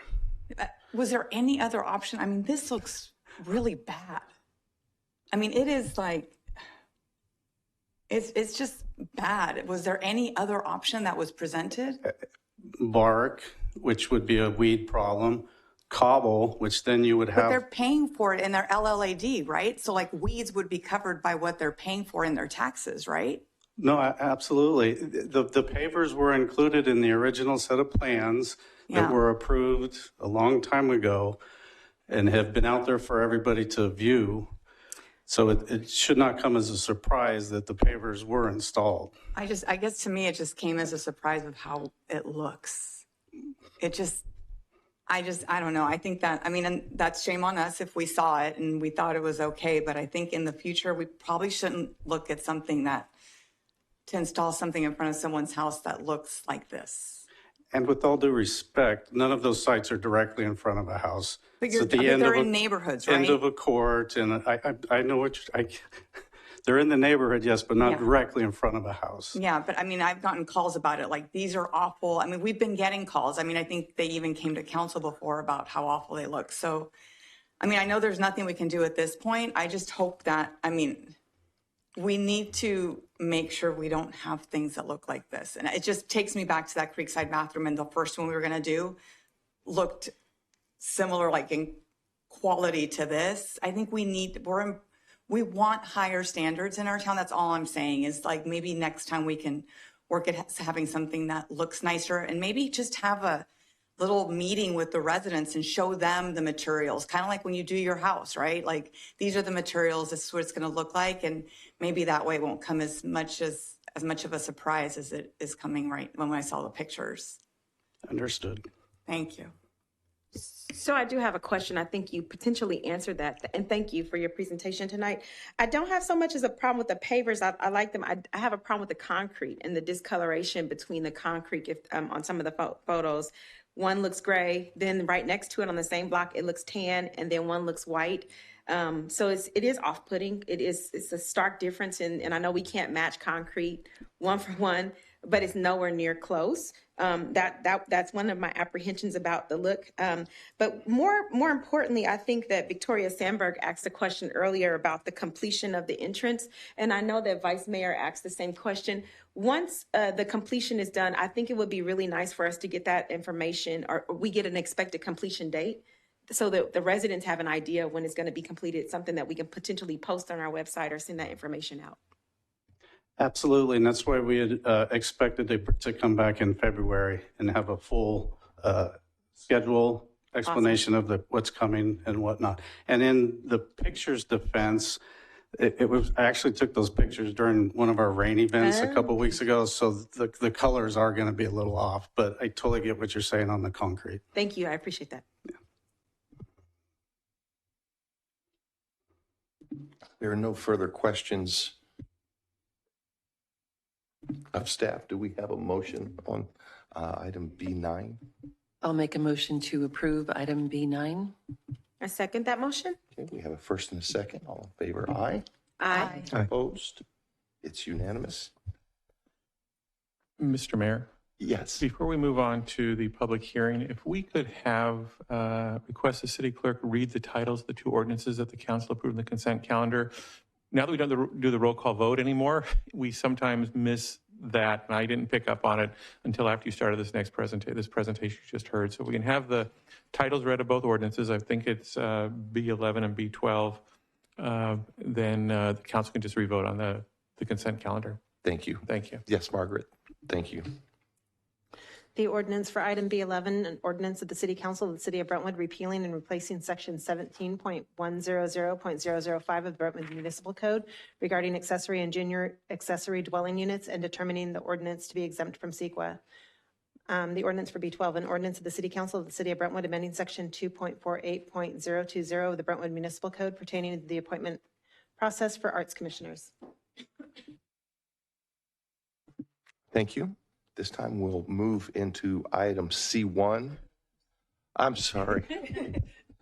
We'll get the hang of being in person again here really quickly. Do I have a motion? We have the motion and a second. You have the motion and a second. It's just the vote, Mr. Mayor. A vote. Thank you. We need to take a vote. All in favor? Aye. Aye. Opposed? It's unanimous. Thank you. All right. I think I'm back on stride here. Item C1, an application for a 2-year time extension for a vesting tentative subdivision map and design review, as well as consideration of an agreement regarding emergency medical and fire protection service funding. And I'll turn it to staff. Thank you, Honorable Mayor and members of the City Council. If you could please share my screen. The application before you tonight is for consideration of a 2-year time extension for both the vesting tentative subdivision map 942 and design review application 17002. In addition, it is also for approval of an agreement between the applicant and the city regarding an emergency medical and fire protection service funding known as CFD, or the Fire CFD, for the Cowell Ranch project. Though the Vineyards at Marsh Creek development has a long entitlement history, the entitlements for the Cowell Ranch project, which is subject of the requested extensions tonight here shown in the star, to the lower portion of the screen, were reviewed and approved by the Planning Commission and City Council 4 years ago in the summer of 2018 and have only been extended at one prior time in 2020. The current application is to subdivide the Cowell Ranch site to create 140 active adult duet residential units, a clubhouse, street improvements, and 10.6 acres of public open space. The applicant has shown that they are diligently working towards finalizing their map and obtaining improvement plans. To date, permits have been issued and construction has started to bring water and utilities to the site. The applicant has submitted their third submittal for improvement plans, and based on the applicant's estimate, they should be able to complete all requirements by early 2024 in order to finalize and record their map. On October 18th, 2022, the Planning Commission held a public hearing on the subject application. At the hearing, the Commission received public comments and held discussion, and based on the questions and discussion at the meeting, the applicant voluntarily agreed to annex the project into the most current fire CFD district. Without concluding the hearing, the Planning Commission continued the item to December 6th in order for staff to provide clarification on the status of the project's affordable housing obligations, which has been outlined in the agenda report tonight. On December 6th, the Planning Commission reopened the public hearing, and after hearing public comments and holding discussion, the Commission voted 4-0 to approve the project, contingent on the applicant and the city entering into an agreement to annex the project into the most current CFD to be reviewed and approved concurrently with the extension request, which has been brought forth before you tonight. Based on the applicant's request, which has been included as part of the agenda report, the applicant has indicated that they have had overcome significant delays to the project based on unique circumstances. Staff has reviewed all associated documents and find that the applicant has vested rights to request the extension of the vesting tentative map and design review, and that they did submit the time extension prior to expiration date of the vesting tentative map and design review approval, and that they have shown that they have diligently worked towards a final map. In addition, there have been no changes to the project site or plans that would necessitate any additional conditions on the project, and the project continues to meet all code requirements. With that, staff is recommending that the City Council adopt the resolutions approving a 2-year time extension for both vesting tentative subdivision map 9452 and design review 17002, and an agreement between the applicant and the city regarding the emergency medical and fire protection service funding with a modification to one section on packet page 184. Staff is recommending a minor amendment to the annexation agreement to include a clarification in the agreement recital section 4 for further approvals to specify that the final map complies with all subdivision map act provisions and local ordinances applicable at the time of vesting tentative map was approved. Copies of that updated agreement have been placed on your dais for consideration before you tonight. And with that concludes staff's report. Staff is available for any questions, and then the applicant is also available here tonight. Are there any clarification questions of staff regarding this item? Okay, seeing none. At this time, I will now open the public hearing, and we'll open public comments. Margaret? We'll take public comments in the council chambers, followed by Zoom.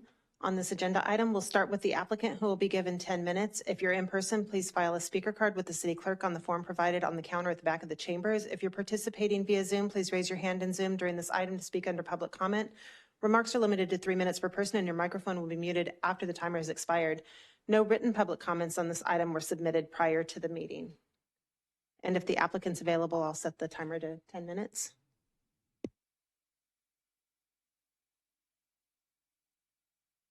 Good evening, Honorable Mayor, Vice Mayor, and council members. My name is Earl Callison. I'm with Brentwood Commercial Partners. My comments tonight will be very brief, as the staff report thoroughly and accurately reflects the history, challenges, and progress made with the processing of the Cowell Ranch project and the vesting tentative map. We've worked with staff to address and resolve issues and requests from the public and the Planning Commission after 2 public Planning Commission hearings, including our voluntary agreement to annex the property into the current Fire District CFD. The project conforms with the city's general plan and has met the affordable housing requirement. We concur with the recommendation of staff and the unanimous recommendation of the Planning Commission to extend the vesting tentative map for 2 years. Thank you for your consideration, and I'm available to answer any questions. Are there any questions of the applicant at this time? Okay, seeing none, turn it back to you, Margaret.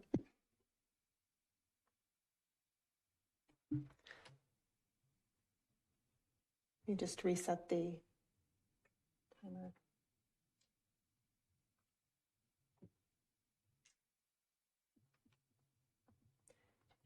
I have no speaker cards for the chambers. I do have 2 hands raised in Zoom. And I'll start with Danny Dorman, followed by Cynthiana Todor. Mr. Dorman, go ahead. Great. Thank you.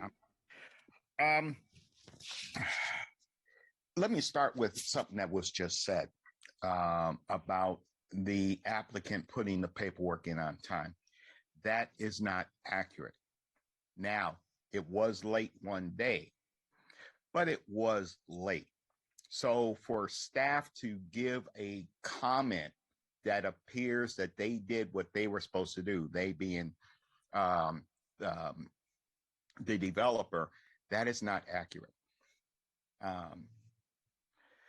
Secondly, this may be their first extension, but the question I raise is, why should their problems be our problems?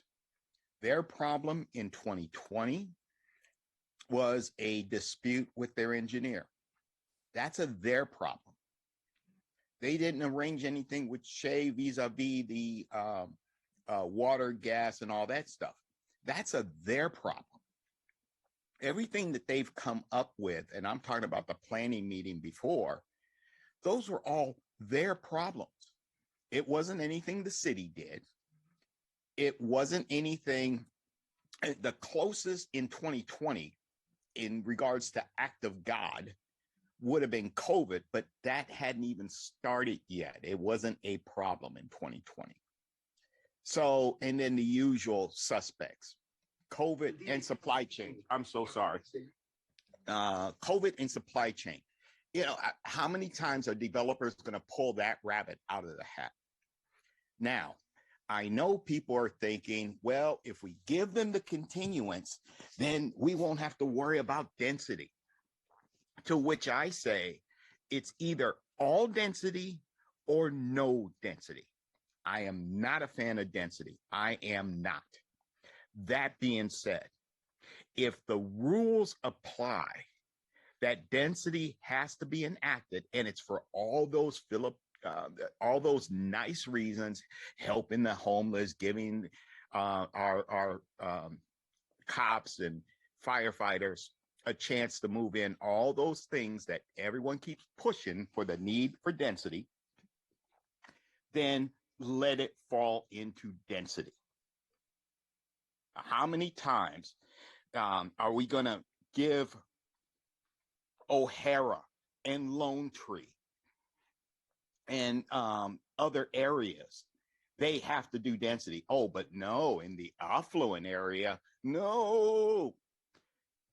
Let's give them the continuance so that we don't have to worry about it. And to which I say, even if you do, I'm going to stop them from coming back in. The speaker's timer had expired. The next speaker is Cynthiana Todor. Cynthiana, go ahead.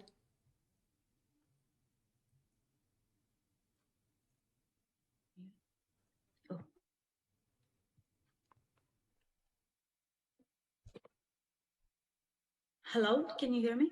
Yes, go ahead. Oh, sorry about that. My screens were just a little jumbled here. Thank you for the opportunity to speak on this item. I really appreciate it. And by now, you probably all know that my stance on extension is a big no. The reasons are vary from demographic reason, environmental reasons.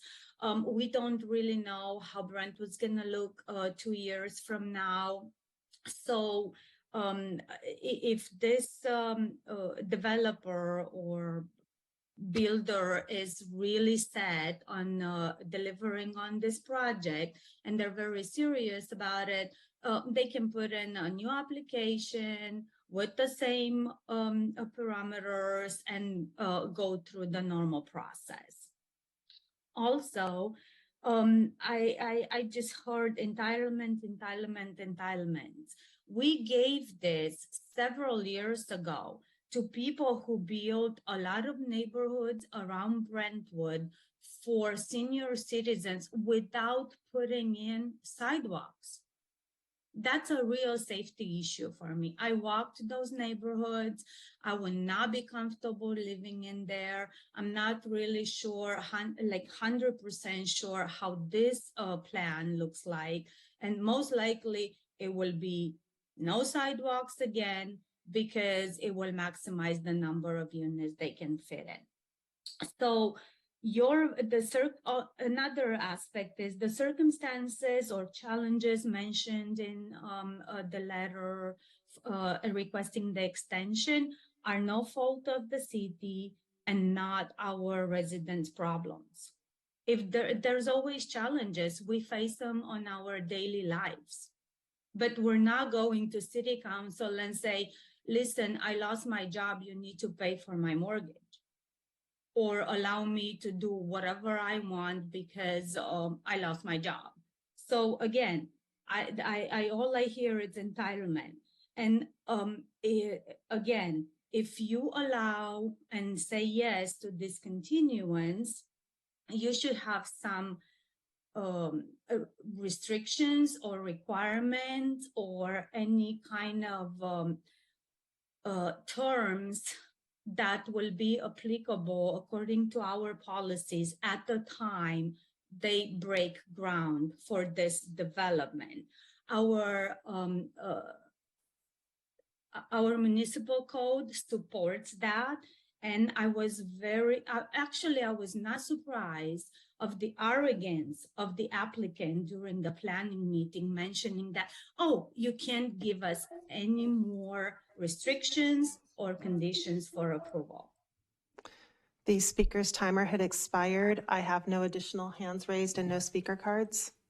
Okay, at this time, we will close public comments. And do I have a motion to close the public hearing? So moved. Okay, we have a first. Second. Second. All in favor, aye. Aye. Aye. Opposed?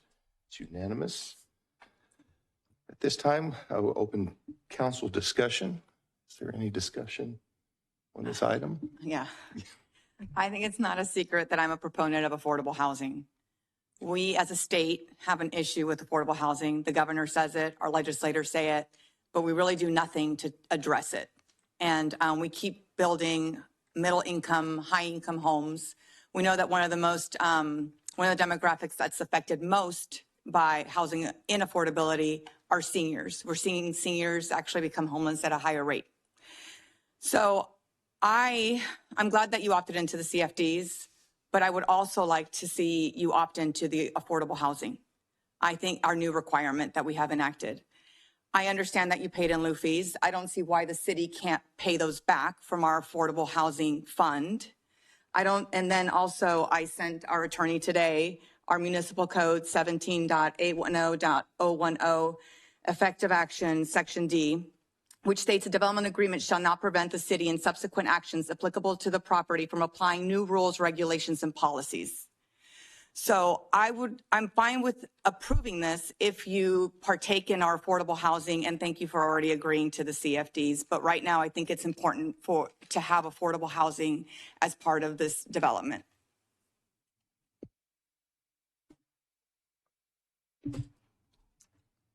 I would very definitely agree about the affordable housing issue, especially when it comes to seniors.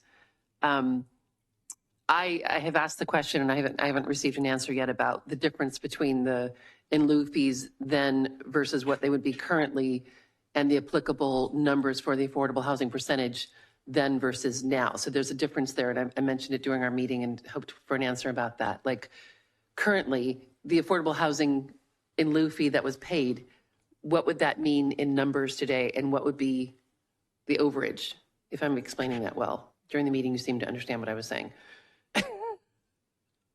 So are you asking like, what was the allocation then per house? How much we'd have to give back? Thank you. Yeah, Yes. so versus Trust today, the numbers, girl. Today with that, well, today Yeah. we would be asking for the homes and then refunding the in lieu fees that they had paid before. Mm-hmm.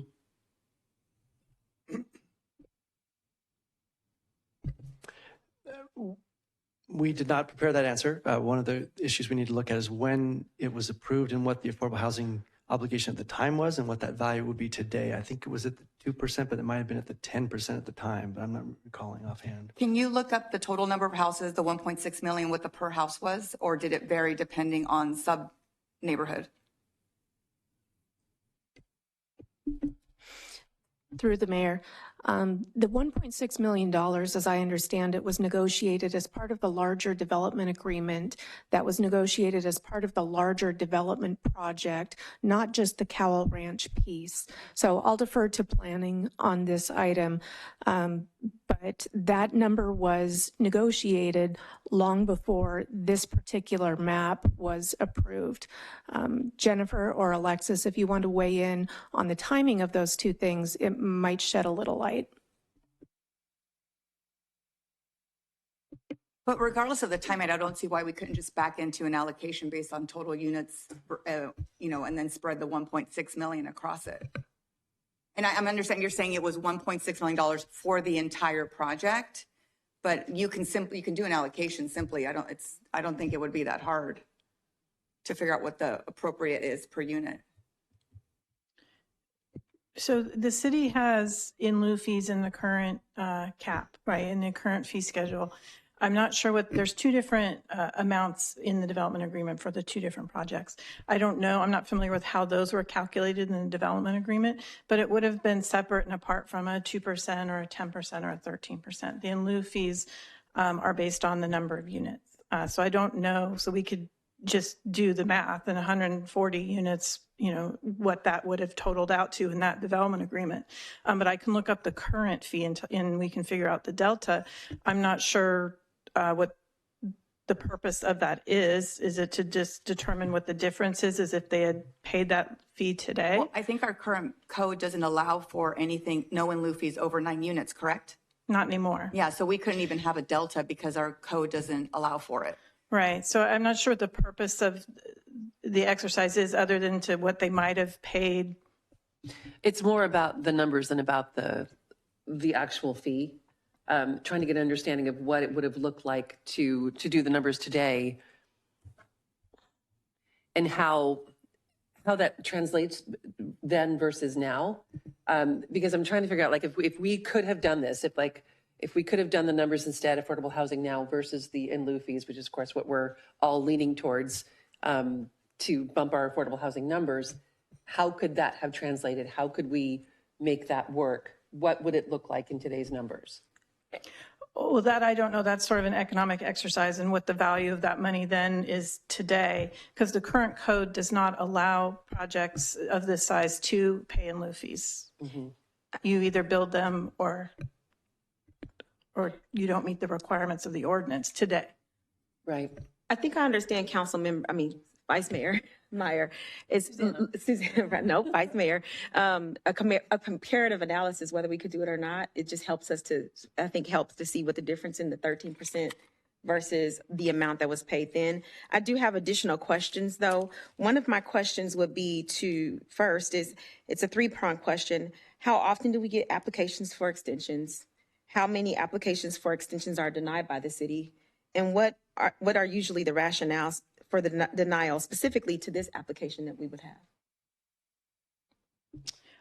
I can't tell you the exact number of requests we get for extensions. I can look that up. I don't have that available to me tonight. It's fairly regular, a few a year, whether it's a use permit expiring or a map that needs an extension. Half a dozen a year, but I can look that up. I just don't have that information at my fingertips. I am not aware of any vesting tentative map extension application that's been denied at the city. So I'm not aware of any findings that would have been made for denial.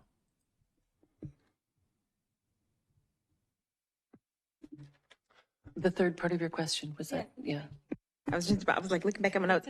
And for this denial, would the findings, what type of findings would we have to deny if we normally don't make denials? What would be the rationale for denial of this specific application? Sure, and I can let Katie weigh in on that. That's actually spelled out in the Municipal Code and the Subdivision Map Act. So when considering an extension, we look at the underlying approval and if the project still meets all of the criteria on which you approved the map originally. And so you would be going back to those criteria and finding that it somehow does not meet those criteria anymore. This is a discretionary action on the part of the council, but you would need factual findings that were supported by substantial evidence in order to back up a decision of that sort. And does the applicant still meet the criteria? I'll defer to staff on that. Yes, nothing has changed in the nature of the tentative map. It's consistent with the map that was approved. There's been no changes proposed to the project that's been previously approved by council. It's simply an extension of the existing approved map. And I think this was spelled out in the agenda package, but I just want to make sure that we're clear. The date expiration was August 28th, 2022. California Civil Code, correct me if I'm wrong, and our municipal code, but Civil Code specifically 12A and 12B do allow, if the date falls on a weekend date, that the next weekday, so the applicant was not late. That is correct. Okay, thank you. In the information that we were given regarding this item from the state, now, Councilmember Mendoza did raise a point I would like some clarification on regarding our ordinances in our abilities to look and relook at this application versus what the state declares currently that we are or are not able to do regarding changes, future expectations. It's my understanding that it's a request for voluntary compliance, but is there, aside from voluntary compliance, are there any things that we can do as a city compared to what the state has stated regarding that? Sure. So there are a couple of different laws that apply to this request, and its long history can confuse some issues. So there's a development agreement that was in place for many years and has now expired. So Councilmember Mendoza had noted that part of our municipal code includes provisions whereby actions pertaining to projects covered by development agreements can be modified at future dates. We're not talking about modifying the development agreement at this point. It has expired. What they are asking for is an extension to their vesting tentative map and their design review. Under California state law and our local subdivision ordinance, a vesting tentative map locks in the rules and regulations that were in place at the time the application was deemed complete, if that map is approved. If you are going to make changes later on, those changes in conjunction with a request for an extension, those changes are really limited to conditions that would involve the extension itself. So applying a new affordable housing requirement, for example, does not appear to be related to the extension itself. The whole idea of a vesting tentative map is to freeze the rules that were in place at the time the application came in. So that has now been many years since. Does that answer your question? It does. Can I try a layman's version of that? Please. When it was a vested tentative map, when that was vested, however many years ago it was, those rules at a state level, those changes at a state level were locked into the compliance of the state and city conversations and back and forth at that time. So all the rules, regulations, and changes, anything that was approved then was locked in at that time whenever it was agreed. And unless they request some changes to that, we have to find some very clear and specific reasons to not allow the extension as far as the state is concerned. So, and one quick question, but why couldn't we update the development agreement with the affordable housing if it says we can? Why can't we do it concurrently? A couple of reasons. One, the development agreement has expired. So it is dead. It is no longer governing the project. The applicant hasn't requested that it be revived. The city isn't in a position to request that it be revived. So that's not a vehicle or a tool that's useful for this project at this point. It is now essentially wiped out. In terms of the mayor's question, yes, the vesting tentative map locks in the rules and regulations that were in place at the time the application was deemed complete. If the applicant wanted to request a change to the map, that may allow, some further discussion, but they're not requesting a change to the map. They're just requesting an extension of its life. They want more time to complete it before they come back in with a final map. I have an additional question. So just for clarity, 17.810.01 does not apply because it expired. But I do have a question about Cal Gov Code after I dug in deeper after our meeting this morning, and then later on, Cal Gov Code 66452.6G. I wanted to make sure in granting an extension, new conditions may be imposed with the existing being revised. And I wanted to know how that applies to these current conditions. So I believe this is the topic that Director Morris and I were talking about earlier. So there are two different types of tentative maps. There are your garden variety tentative maps, to which new conditions can be applied later. And then there are vesting tentative maps, and vesting tentative maps lock the applicant into the rules and regulations that were in place at the time the map application was deemed complete. This that you're considering tonight is a vesting tentative map. So it doesn't lend itself to new conditions being added in the same way that a regular tentative map. And I know the nomenclature is not all that helpful, but that's the difference between the two.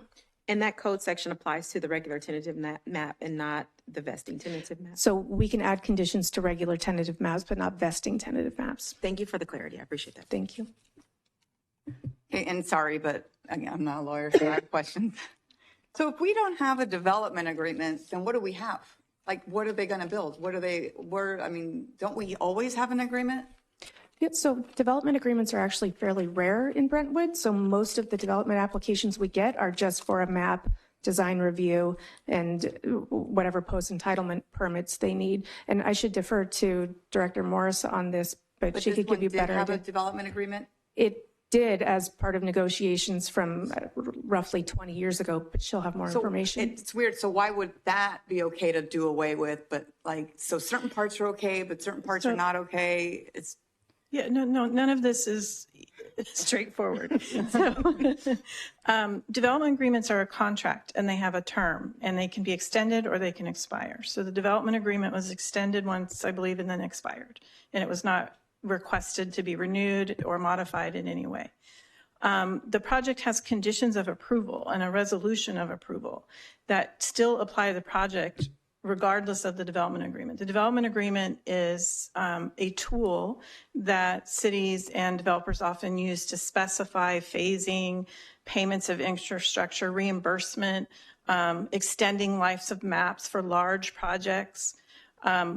That tool is not in place in this project any longer because as the contract expired, it no longer regulates the project. The project still has to comply with those conditions of approval, and that's what in the design review and the tentative map, and that's what those projects will be compared to. So when this final map is being plan checked by the engineering division, they're checking those conditions of approval. When the production homes and the models come in, they will be plan checked according to those design review conditions of approval. So some projects have development agreements, many don't. This one expired, so it's no longer relevant to any of the project going forward, any of the requirements on the project going forward. Does that help? It helps. It's just confusing. I mean, I understand what you're saying, but it's weird. Like this expires and that's okay, then this one got to expiration date, and this one holds these powers, and this one holds those powers. It's just frustrating because we need affordable housing. So, I mean, that's what I want. And it's just sad that we're not taking care of our seniors the way we should be, and that this development is ginormous, and it got away with $1.6 million and not providing not one single house of affordable housing. So I understand the frustration because these projects can be built years after they were approved. Many of these really large subdivisions are built in phases. You can only build so many houses a year, right? You can't build 300 or 400 houses in one calendar year most of the time.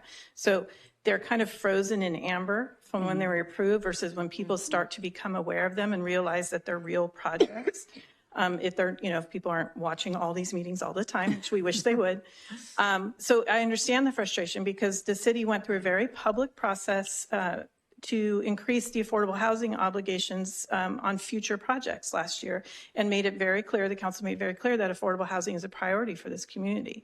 But there are projects that predate those requirements.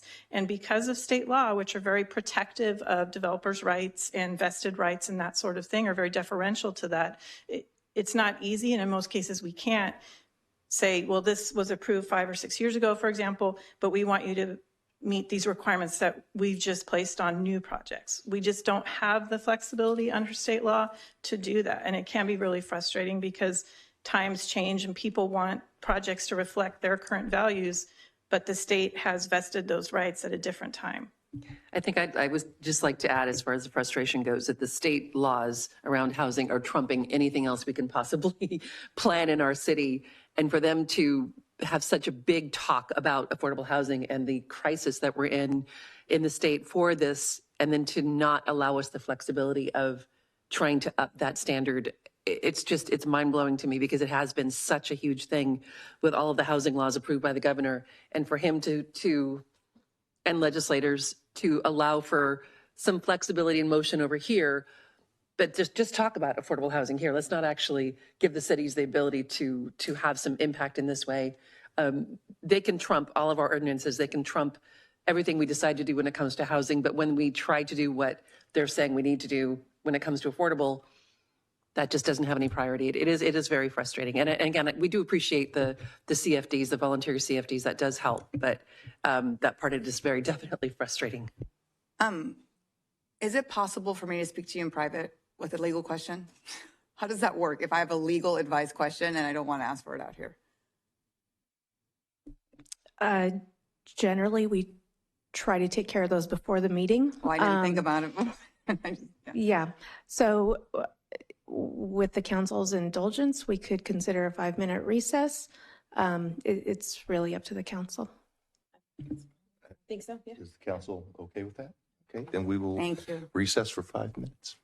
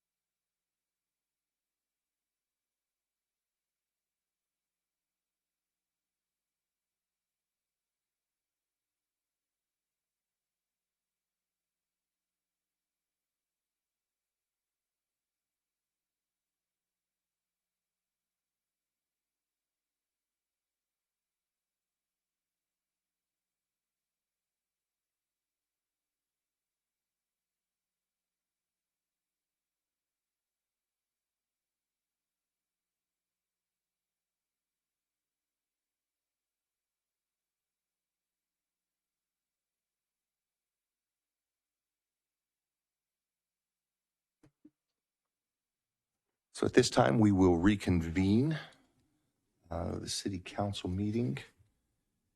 And Councilmember Mendoza did have the floor when we... No, I'm good. Oh, okay. Thank you. Let me reawaken my computer here.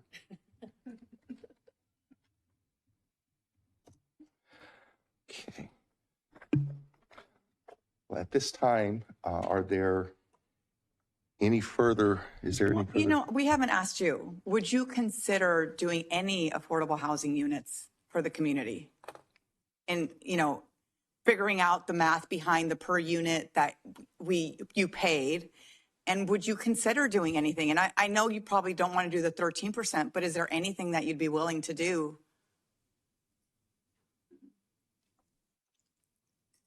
We feel strongly that the payment we made many, many years ago fully mitigates the affordable housing requirement for the project. And And I get that, but what if we paid you that money back? We would prefer to continue to go as our vested rights exist right now. Okay.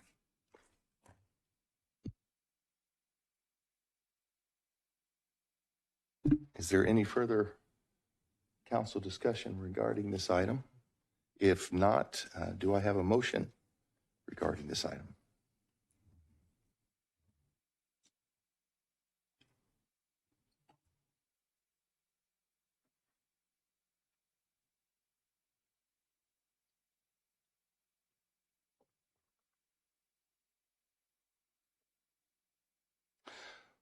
Well, I will make the motion on behalf of the recommendation as detailed in the staff report.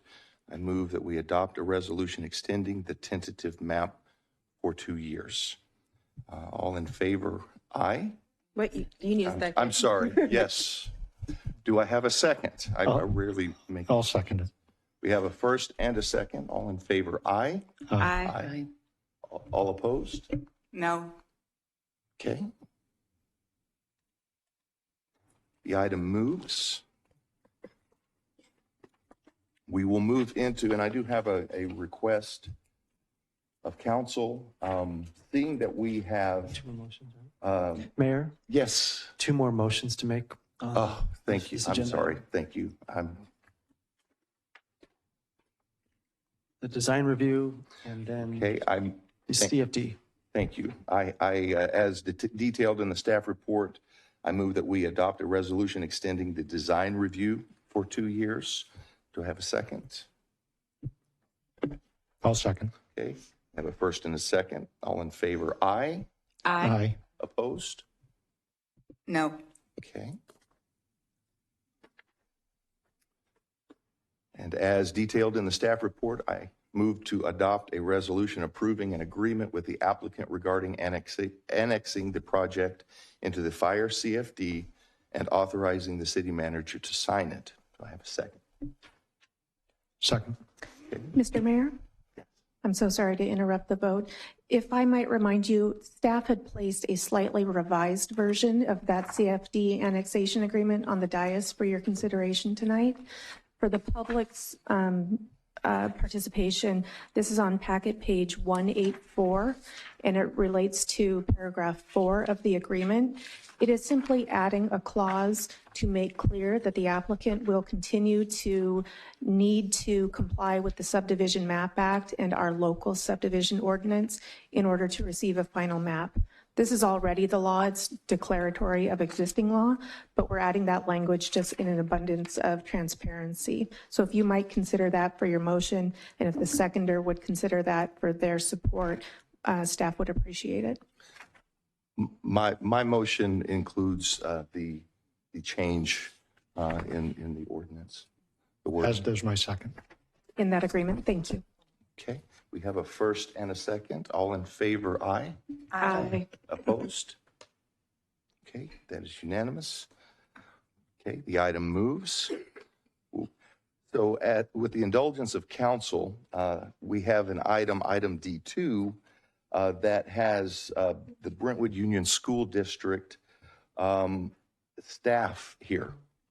And if council would be willing to hear it before item D1 to assist them in their timely returning to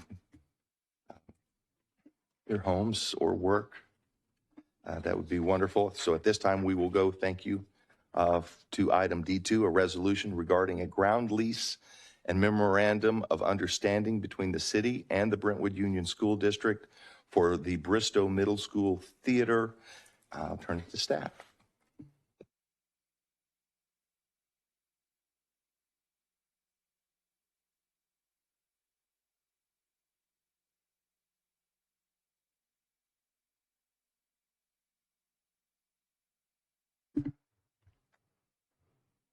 Yes, good evening, Mayor and council members. This item relates to the construction of the Bristow Middle School Theater that is now constructed as part of the Bristow Middle School campus and recreation amenities, which is located next to Summerwood Park. It has long been agreed upon between the city and the district that this site and a portion of the park, just about 1 acre, would be needed to build the theater. It has also been mutually agreed upon that the city and the district will enjoy joint use of facilities, as well as continue to explore a land swap to determine like property to replace the parkland. Since this land swap will take some time to develop, as the school district does not currently have property to exchange, a long-term lease and joint use MOU will provide the framework and joint use arrangements. This 40-year ground lease agreement is a requirement for the school district as it relates to the state facilities funding and needs to be in place prior to occupancy of the facility. The 40-year lease allows for use of the theater on city property while the parties negotiate a long-term land swap.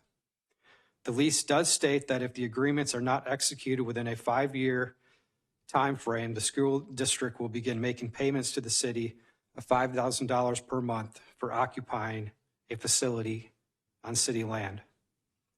In the meantime, the city will enjoy joint use of a newly constructed theater, as well as additional recreation amenities, including all of the recreation facilities associated with the Brentwood campus, including the track, the ball fields, the basketball courts, which will also give an opportunity to function as pickleball courts, as well as the full-size soccer field at Brentwood Elementary.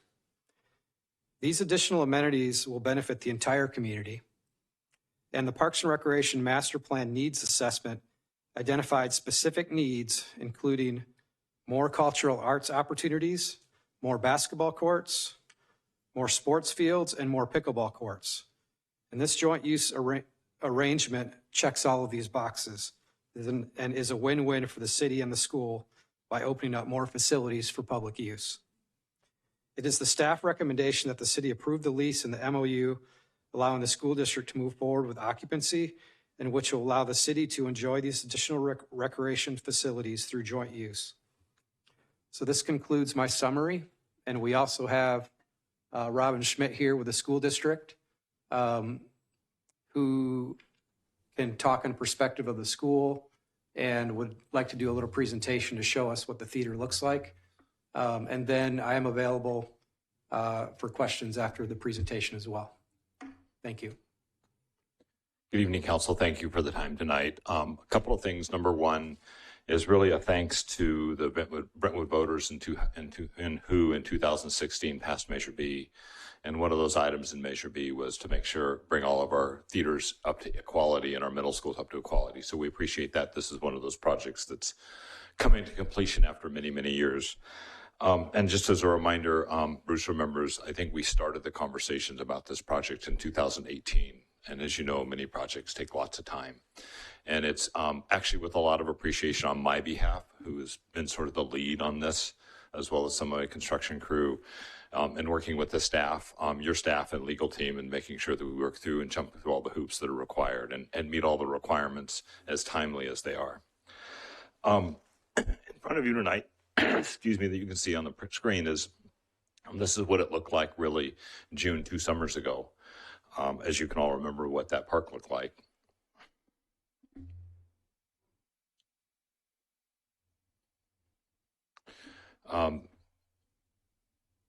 And today we have essentially completed construction for the Emil J. Geddes Theater, which we dedicated on Thursday evening on behalf of Emil. It's not occupied yet. We still need to get the documents ready. It's ready for occupancy, but until we have the documents in place, which we have to have on file with the state, we can't take occupancy. And we appreciate the city working with us timely to get this done, especially the legal team that's, I think, has been working extra hours to get it all done on our behalf. Just another, these are technically the doors that open to the public parking right there, right off of Minnesota Avenue. Sort of a look from the sky a couple of months ago as they were just finishing up construction, get a view of sort of what the theater looks like and some park space still behind. The theater provides a full-size band classroom, which is about a third size bigger than currently available on campus. If you remember, Mr. Morello has quite a sizable band, so this will allow us to actually fit the kids in there and do the work. He needs a full-size drama classroom and actually a stage that actually is technically 3 learning rooms. What you can see on there is there's 2 sections, both right behind the curtain on the stage and between the seats out in the area that we have partitions that close off, and we can open that up into 3 teaching. And those back theater seats actually telescope back up to the wall. So we can have PE in there, drama in there, and actually 3 different learning groups working in the theater area, not counting the 2 classrooms. So we actually see it as 5 learning spaces. But from a community standpoint, it's also lots of space available to do some things. And, you know, Bruce and I walked it, and he has the same idea as this place is going to be used almost every weekend with the types of things it can do because it's accessible to the parking. We have a full-size gym that's really close and some covered eating areas. So we foresee sort of working through the things that we want to do for the benefits of the citizens and the children of Brentwood. Really quickly, just the band classroom that's almost complete, and the drama classroom with the black floor, and we have green rooms, the dressing rooms. This is a view from the stage, just over 300 seats. Some of you were there the other night for the dedication and got to see that, so we're really excited about that. And a view from the top of seats and a full-size stage. Again, this theater is essentially the same size as the theater at Edna Hill. And Adams, we've added some seating last summer, so we have the full seating at Adams now as well. And be glad to answer any questions, just to get, again, appreciation for the work that the staff's put in with us to get this done. I do have a question of either you, Robin, or Bruce. There were some land usage discrepancy numbers. Could you make a clarification as to the difference between what actually is happening versus the original numbers that were put in the report? Yes, I can make that. So in the original report, and a lot of the conversations between the school district and the city, a lot of that included the parking lot, which is adjacent to the gymnasium, which is actually part of the park. So if you included that park as part of the full acres for the land swap, it was 1.79 acres. What was landed on is 0.95 acres, which is more or less the footprint of the theater, as well as a little bit of a parking area. And that is what was determined with the school district for the 40-year land swap. So the documents will actually reflect 0.95 acres as for this land 40-year lease. And not the 1.75. Instead of the 1.79. Yes. Great, thank you. I don't have any further questions. Is there anyone else that has questions of staff? Can you please clarify where the land swap would come from? Or could come from, for that matter? The particular space with the school district has not particularly been identified. Robin, I don't know if you can elaborate on that. So I know that you're aware as City Council of issues that you have within City Council that you'd like to do things, but you're sort of held back because other things need to happen. So we do have a 13th school property that we'll actually be breaking ground on here pretty soon. And we have requirements with the state of California to complete that project before we can have any conversations about what we do with that land in any other way, in any formal way. So yeah, I'd love to sit up here and say, yeah, we've done it, but we can't until we jump through 4 or 5 other hoops, which might take, based on the experts at the state level 4 to 5 years, which puts the other timeline in perspective. We understand hoops more than most, so thank you for that. Thank you. Well, if there are no further questions of staff, thank you, Rob, for the presentation, and Bruce. Thank you. This time we will open public comments. We'll take public comments in the council chambers, followed by Zoom. On this agenda item, if you're in person, please file a speaker card with the city clerk on the form provided at the back of the chambers. If you're participating via Zoom, please raise your hand in Zoom to speak under public comment. Remarks are limited to 3 minutes per person, and your microphone will be muted after the timer has expired. And we received no written public comments on this item prior to the meeting. I have no hands raised or no speaker cards in person. I do have one hand raised in Zoom, and I will go ahead and unmute Carolina Villaseca. Carolina, go ahead. Hi, good evening, City Council. I was very fortunate to get chosen to sit on the Measure B Citizens Oversight Committee. So it was with great interest and lots of excitement that we actually saw this project go from drawings to breaking land to seeing the different phases. Robin does such a great job of putting together the presentations and also detailing out how every penny is spent. And I assure you, every penny was spent absolutely the way it should have been, which was wonderful to have that accountability. I also want to let you know that the Bristow Drama Club will be presenting Aladdin in the new theater Thursday, February 2nd at 6 p.m., Friday, February 3rd at 6 p.m., and Saturday, February 4th at 2 p.m. So if you contact the school, you can get tickets for the ridiculously low price of $8 each. I highly recommend you all go and see this amazing production and support the new theater and Bristow Middle School. Thank you so much. Thank you. I have no additional hands raised. Thank you. At this time, then, we will close public comments, move into council discussion. I think it's fantastic. I think it says a lot about our community because I don't think they've ever said no to a school bond, have they? I don't know. I don't think that they have, but they've said no to even fire bonds. So it says a lot about our community and the value we put on our children and our education. So thank you for all of the hard work. It looks amazing. As a mother of a former Bristow student who was interested in theater, we're a little too late, but I'm really very excited that our students moving forward will have this ability to have that kind of expression in their lives. So thank you for all the hard work on this. I agree. I'm really excited. It looks phenomenal. And I'm all about our youth. So I think that this is great that we have this as for our community and for our students. And I think, on the 4th, it'd be nice to go to from the Lunar New Year event to the Aladdin on the 4th. So one stops at 1, none starts at 2.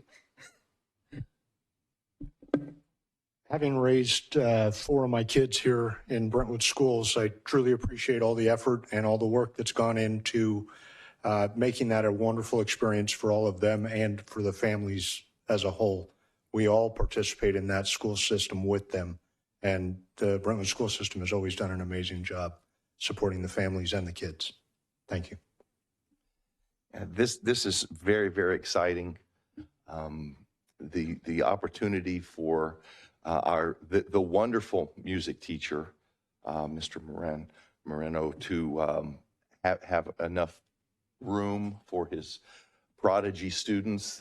They have often performed in community events. And all of the drama classes over there. We all think our kids are the most brilliant, most wonderful, brightest. And then you show up to events that they put on and they prove that to be true. And so I'm very, very excited about this. Is there a motion on this item? As detailed in the staff report, I move to adopt a resolution approving the ground lease and memorandum of understanding with Brentwood Union School District and authorizing the city manager to sign it. I second that motion. We have a first and a second. All in favor? May I ask for clarification? Yes. I'm sorry, I can never let you just vote. Would the maker of the motion and the seconder of the motion consider amending it to allow staff to make the correction as to the correct acreage and to remove references to the parking lot from the ground lease so that it's accurate? Yes, please make the correction. Thank you. Go ahead. Okay. All in favor? Aye. Aye. Opposed? It's unanimous. Item moves. Now we will go back to item D1. Resolution amending the 2022-23 operating budget, approving the addition of one new full-time position, and approving or authorizing the purchase of the unmanned aircraft systems. And I'll turn to staff. Good evening, Honorable Mayor and council members.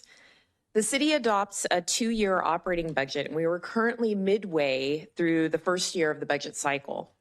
Tonight, I will be presenting the proposed budget amendments for fiscal year 22-23, along with an updated 2-year general fund budget projection, an update to the 10-year general fund fiscal model, a review of our enterprise and other funds, and I'll conclude with fiscal issues that we're monitoring along with next steps in the budgeting process.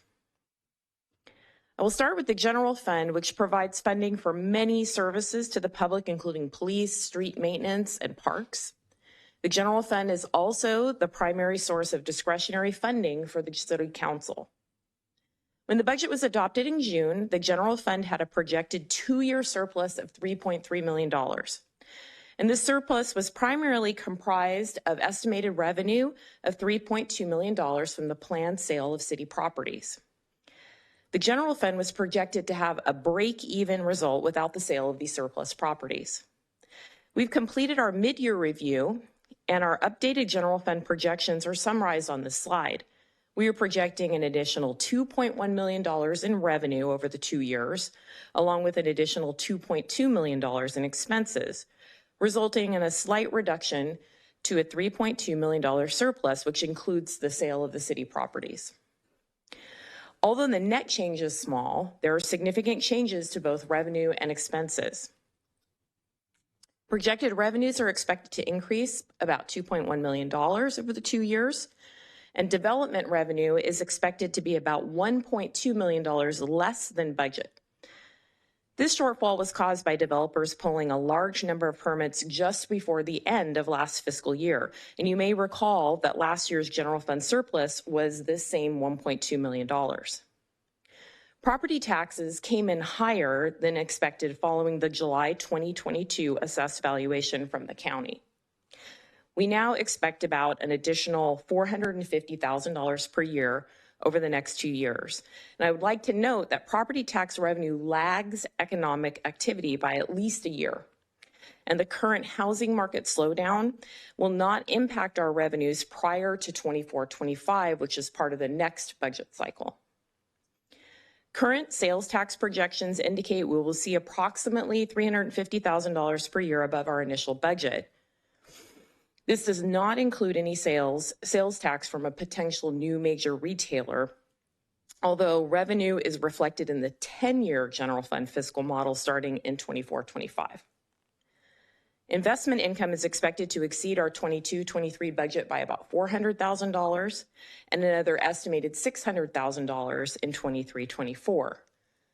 The Federal Reserve's quest to tame inflation has given us the opportunity to earn additional return on general fund cash and investments, which are now yielding over 4%. Finally, various other revenue sources, as detailed in the staff report, have been adjusted based on year-to-date actual receipts and provide a net additional $700,000 of the 2 years. In summary, over the 2-year period, we have increased revenue estimates by $2.1 million. Expenditures over the 2-year budget period are expected to exceed our initial projections by about $2.2 million. Although cost increases in fuel and utility budgets were factored into the budget adopted in June, fuel and PG&E costs escalated more than anticipated, resulting in a proposed cost increase of about $300,000 each fiscal year. Parks and recreation costs are expected to be about $283,000 higher in 22-23 due to increased part-time staff levels and contractual services and supplies for recreation programming. When considering the impact of these increased costs on 23-24, the total 2-year increase is $600,000. These expenditure increases are partially offset by some program revenue. The City Council has approved the budget amendments totaling about $291,000 between the budget adoption in June and today. The 2-year cost of these council-approved additions to the budget is about $400,000. Our general fund projection includes a factor for anticipated budget savings, both from personnel vacancies and from the city's history of not spending all the available supplies and services budgets. While we believe that the city may still achieve the original savings estimate if inflation cools, until we see strong evidence that's occurring, we need to conservatively reduce our anticipated savings estimate by about $800,000 over the 2 years. This change does not require a budget amendment, as it is only an estimate of budgetary savings we are projecting. Finally, all other expenses are expected to come in under budget by about $200,000. To summarize, the 2-year general fund surplus was projected to be $3.3 million at the adoption in June and is now conservatively projected to be $3.2 million. The 10-year general fund fiscal model takes the 2-year budget as the starting point, and then using hundreds of variables and current economic data forms a 10-year projection of general fund revenues, expenses, and reserves. The city prepares a 10-year fiscal model to look at the long-term impacts of proposed budget changes and to ensure a sustainable financial future. The city's financial structure and commitments will change over time, and we need to make sure that we are prepared for those changes before they arrive. It is important to understand that the fiscal model provides an overview of the general financial direction the city is heading towards. The fiscal model can never give precise future results. It identifies longer-term trends and potential financial challenges so that course corrections can be made well in advance of potential financial problems becoming a reality. The fiscal model, like the operating budget, is also conservative by design. Our results are usually more positive than initial projections, giving us a margin of safety during more challenging economic times. When results have exceeded projections in the past, funds have been utilized to pay down our unfunded obligations or contributed towards priority projects. It's important to understand the assumptions being used in producing the fiscal model, and you can see a fairly comprehensive list on this slide, and I'd just like to highlight a few of them. Included in the model, we have things like short-term higher inflation, resulting in operational and labor cost pressures, future operating costs for the Sand Creek Sports Complex and Vineyards Amphitheater, and estimated sales tax from a potential new major retailer starting in 24-25. A couple of items not in the model, which could improve our outlook, include potential revenue from a new hotel or other development at the Innovation Center at Brentwood, and potential community development revenue increases from a fee structure and cost recovery update. One of the largest factors currently impacting the fiscal model is the negative investment return performance by CalPERS in the prior fiscal year. CalPERS missed its annual return target by 14%, and to make up for the shortfall will require gradually increasing payments between fiscal year 24-25 and 28-29. As you can see on this chart, this will result in an additional $2 million a year in general fund spending commitments. I would like to take a moment, though, to recognize the council for their continued commitment to paying down the city's unfunded obligation. Without those prepayments, our projected pension costs would be approximately $1.5 million per year higher than shown on this graph. Essentially, the costs would be off the chart at this point.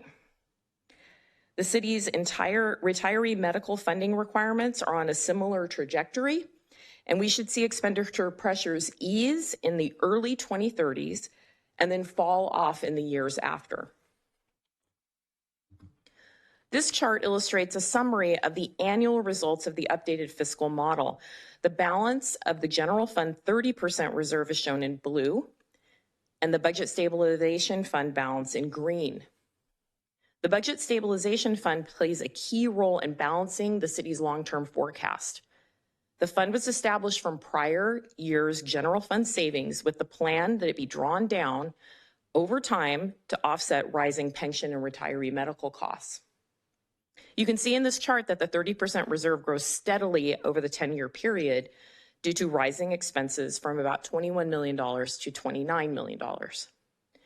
The model predicts that the budget stabilization balance will peak in 24-25 and then be drawn down over the next 7 years as annual expenses exceed revenues by approximately $900,000 per year. This drawdown is most significant during the time when CalPERS increases the city's contribution requirements through 27-28, and then stabilizes in the last couple of years. At the end of the forecast, about $3.7 million would remain in the budget stabilization fund. Now we will transition to a discussion of the 22-23 budget request for enterprise and other funds. The city provides residents with solid waste, water, and wastewater services. The charges for these services, along with the costs, are accounted for in individual enterprise funds. These funds are self-supporting and do not receive any general fund support. The rates charged for these services are established by 5-year rate studies, and the current rate studies will expire at the end of this fiscal year. And staff is currently working on new 5-year studies that will be presented for consideration by the council this spring. First, the solid waste enterprise is requesting a new full-time driver beginning this March to assist with covering the additional routes related to homes and businesses that have come online in the past few years. Next, we have a decrease of $1.6 million in budgeted revenues for the Water Enterprise Fund. The 22-23 budget was set at the beginning of the 2-year budget cycle in February of 22 and based primarily on the 2021 usage, which included increases from work from home populations. However, later in 21-22, usage, including water consumption, decreased as residents began conservation efforts in response to historic drought conditions and then returned to work. Additionally, a net increase in the water enterprise expenditure budget in the amount of $300,000 is being proposed. And the primary driver of the increase are costs charged by Contra Costa Water District for the operation of the Brentwood water treatment plant. Finally, an increase in the expense budget in the wastewater enterprise of $200,000 is being proposed to account for higher than anticipated utility costs. Including all of the proposed amendments, all 3 enterprise funds are still projected to maintain a goal of 30% cash reserve at year end.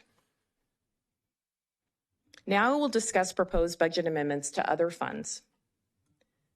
City policy requires 50% of any year-end general fund surplus to be used to pay down unfunded pension or retiree medical obligations.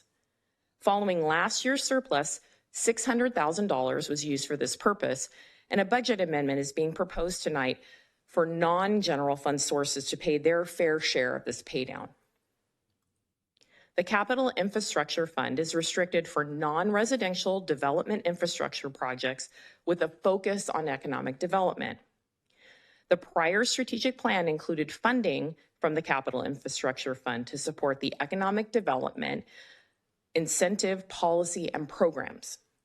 At the end of last fiscal year, $1,360,000 of the allocated funding for this initiative was unspent. Staff is requesting the restoration of these unspent funds. Economic development staff is requesting these funds to allow the city to remain competitive as they work with developers to attract new employers to the Innovation Center and other sites. Finally, there are also minor increases and decreases from budgets in other funds as detailed in the staff report. As a part of tonight's action, the police department is seeking authorization to purchase 7 unmanned aircraft systems from the lowest bidder to comply with updated FAA regulations going into effect in September of 23. This purchase would be made with grant funds and no budget amendment is required. In addition, as detailed in the staff report, the police department is proposing reclassification of a community service officer 2 to a senior community service officer to assist the problem property sergeant in addressing homeless and homeless encampment issues. Before concluding, I would like to cover the economic and regulatory issues that may have an outsized impact on our future budgets. Although there are signs that inflationary pressures are cooling, persistently high inflation will lead to higher city operational and labor costs. These upward pressure on costs could have real impacts on the city's longer-term financial outlook, as the city has very little control over revenue increases. Inflationary pressures are also bringing uncertainty in the economic forecast, as higher interest rates have a cooling effect on the housing market and also on consumer demand. There is a real possibility that the Fed's actions could result in a future recession if a soft landing cannot be achieved. While year-to-date CalPERS results are moderately encouraging, there is a risk that CalPERS could once again miss their targeted rate of return and add additional pressure on future budgets. Finally, the state continues to pass regulatory requirements without accompanying necessary funding. Costs for compliance, such as solid waste organics processing and mandating electric vehicle fleets, are among the many regulations that could add significant infrastructure and ongoing costs to city operations. Wrapping up with next steps, the next financial item to come to you will be the updated 5-year enterprise rate studies, which is anticipated for spring of this year. The annual Capital Improvement Program public workshop will be held in April. A month later, after incorporating council direction, the Capital Improvement Program will be presented for consideration of adoption in May.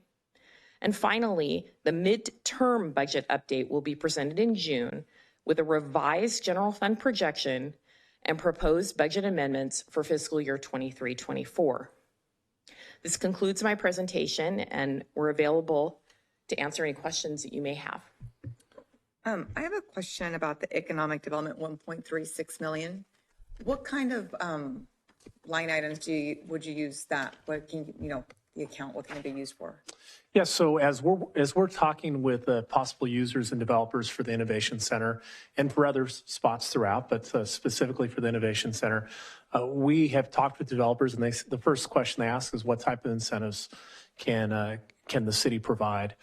The City Council does have a policy as it relates to an incentive policy that was adopted a couple of years ago, but mainly what we'd be looking for is how can we use these funds to put in some of the infrastructure and offsites that would be needed to see development. The Innovation Center, as you know, is just vacant land. And the city has invested well over $25 million in infrastructure for extension of Sand Creek, water and sewer under 4. There's a variety of things, but it's currently not ready. It's not shovel ready. And there's a variety of improvements. So what I see it being used for is for infrastructure. Any type of incentive over $100,000 is required to come back to the City Council for consideration and approval. And so my assumption is that we will be back before you, hopefully sooner than later, with a developer or an end user in tow to talk about an incentive package for a development project. Thank you. I think that's great because next door is full of we want this, we want that. So this 1.36 million will help you bring the we want this, we want that. So thank you for that. And then on the enterprise funds, you were talking about the increases in the solid waste, the water waste, the garbage, like all that stuff. That doesn't come out of the general fund. We get charged more for all of that, correct? Yes, all of those cost estimates will be rolled into the 5-year rate studies that are being prepared. So any of those impacts would then roll forward and be presented to you in the spring as part of a discussion of the next 5 years rates. Okay, and we got an open headcount kind of report the other day. All of these numbers include all of those vacancies right now and the cost savings from having vacancies?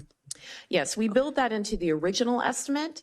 And then as I stated, we've kind of gotten a little bit more conservative with that because of the inflationary pressures that we're seeing. But yes, those vacancy savings are wrapped up in that savings percentage. Okay, great. And my last question on the property sale, the LMC Tech Center Yes. one.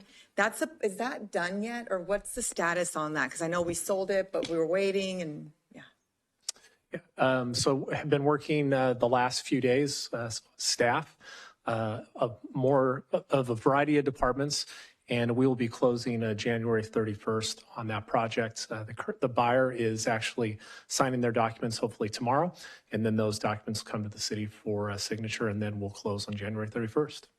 that's super exciting. I'm so happy about that. So thank you. Those are all my questions. Any further questions of staff?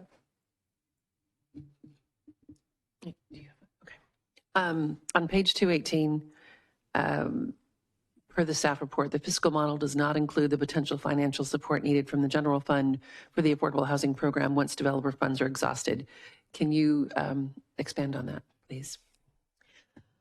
So I think that in the projection in about seven to 8 years, there are costs of running the affordable housing program that are currently being utilizing some of the affordable in lieu fees. And we've kind of discussed that before. This model does not include the cost shifting to the general fund yet, but that would be pretty far out in the model, like year 7, 8, that kind of thing. Thank you. If there are there further questions of staff? Clarifying questions? Okay. At this time, we'll open public comment. Margaret. We'll take public comment in the council chambers, followed by Zoom comments. On this agenda item, if you're in person, please file a speaker card with the city clerk on the form provided on the counter at the back of the chambers. If you're participating via Zoom, please raise your hand in Zoom during this item to speak under public comment. Remarks are limited to 3 minutes per person, and your microphone will be muted after the timer has expired. No written comments were submitted on this item prior to the meeting, and I see no hands raised in Zoom, and I have no speaker cards. Okay, at this time, we'll close public comments. Are there any council discussions regarding the continuance? And if not, do I have a motion? I just have a question. Yes. Do you have a question? Oh, no. Sorry, I forgot to ask one question.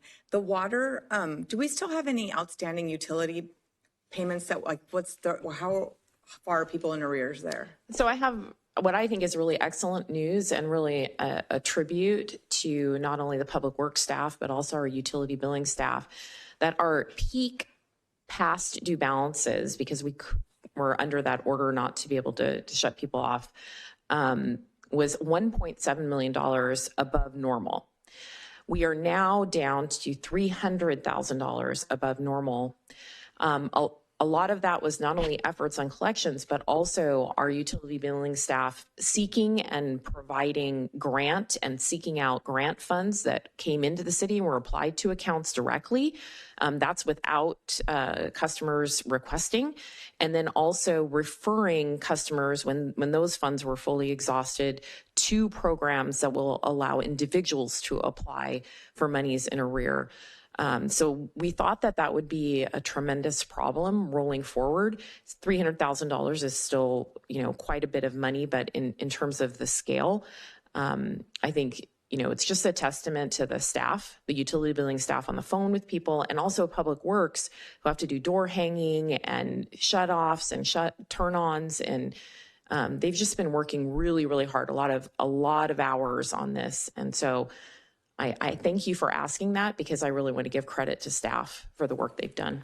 Yeah, thank you, because it's probably the people that needed it the most. So thank you so much for spending that time on something that probably isn't normal business. I mean, I'm sure it went a long way for all of the residents who needed the help. So thank you.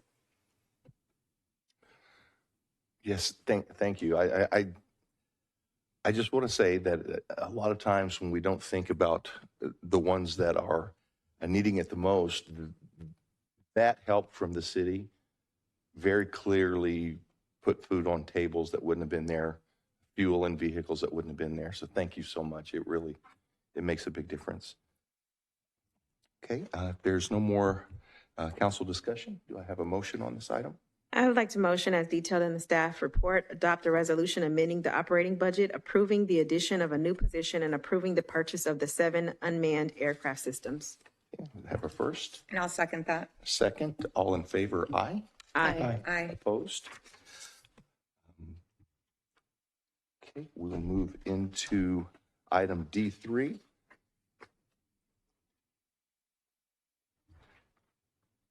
Discussion and possible direction and clarification, if any, of the City of Brentwood's strategic plan initiatives for fiscal year 2022-23 through fiscal year 2023-24. I'll turn to staff. Good evening, Mayor and Council. This item before you tonight is to give you an opportunity to get an update on all the strategic plan initiatives that we've been working on as you had envisioned and given direction to us starting back in November of 2021.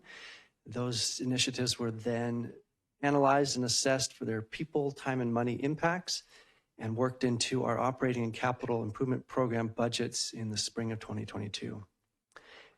These all started effectively July 1st of 2022, and we've been making progress on them and want to provide you an update and answer any questions that you may have, as well as receive any additional direction or clarification about any of these projects.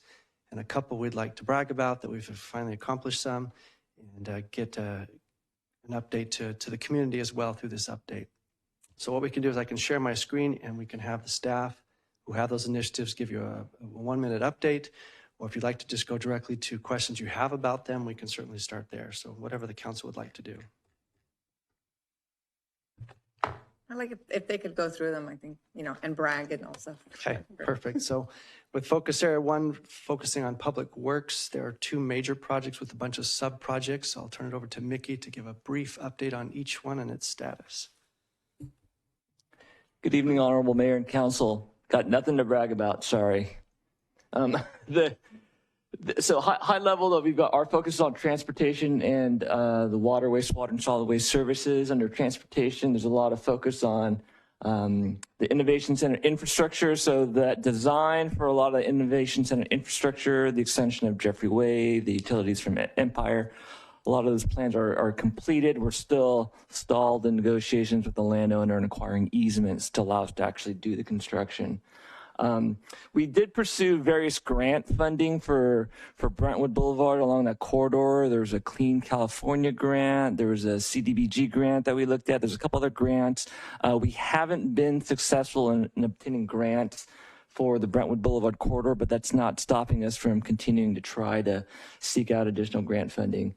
The sound study, this project is for demolishing and reconstructing about a 200-foot segment of sound wall along the Balfour off-ramp at State Route 4. Those plans are almost completed. We plan to go out to bid in the next month or so and bring that back to council for approval.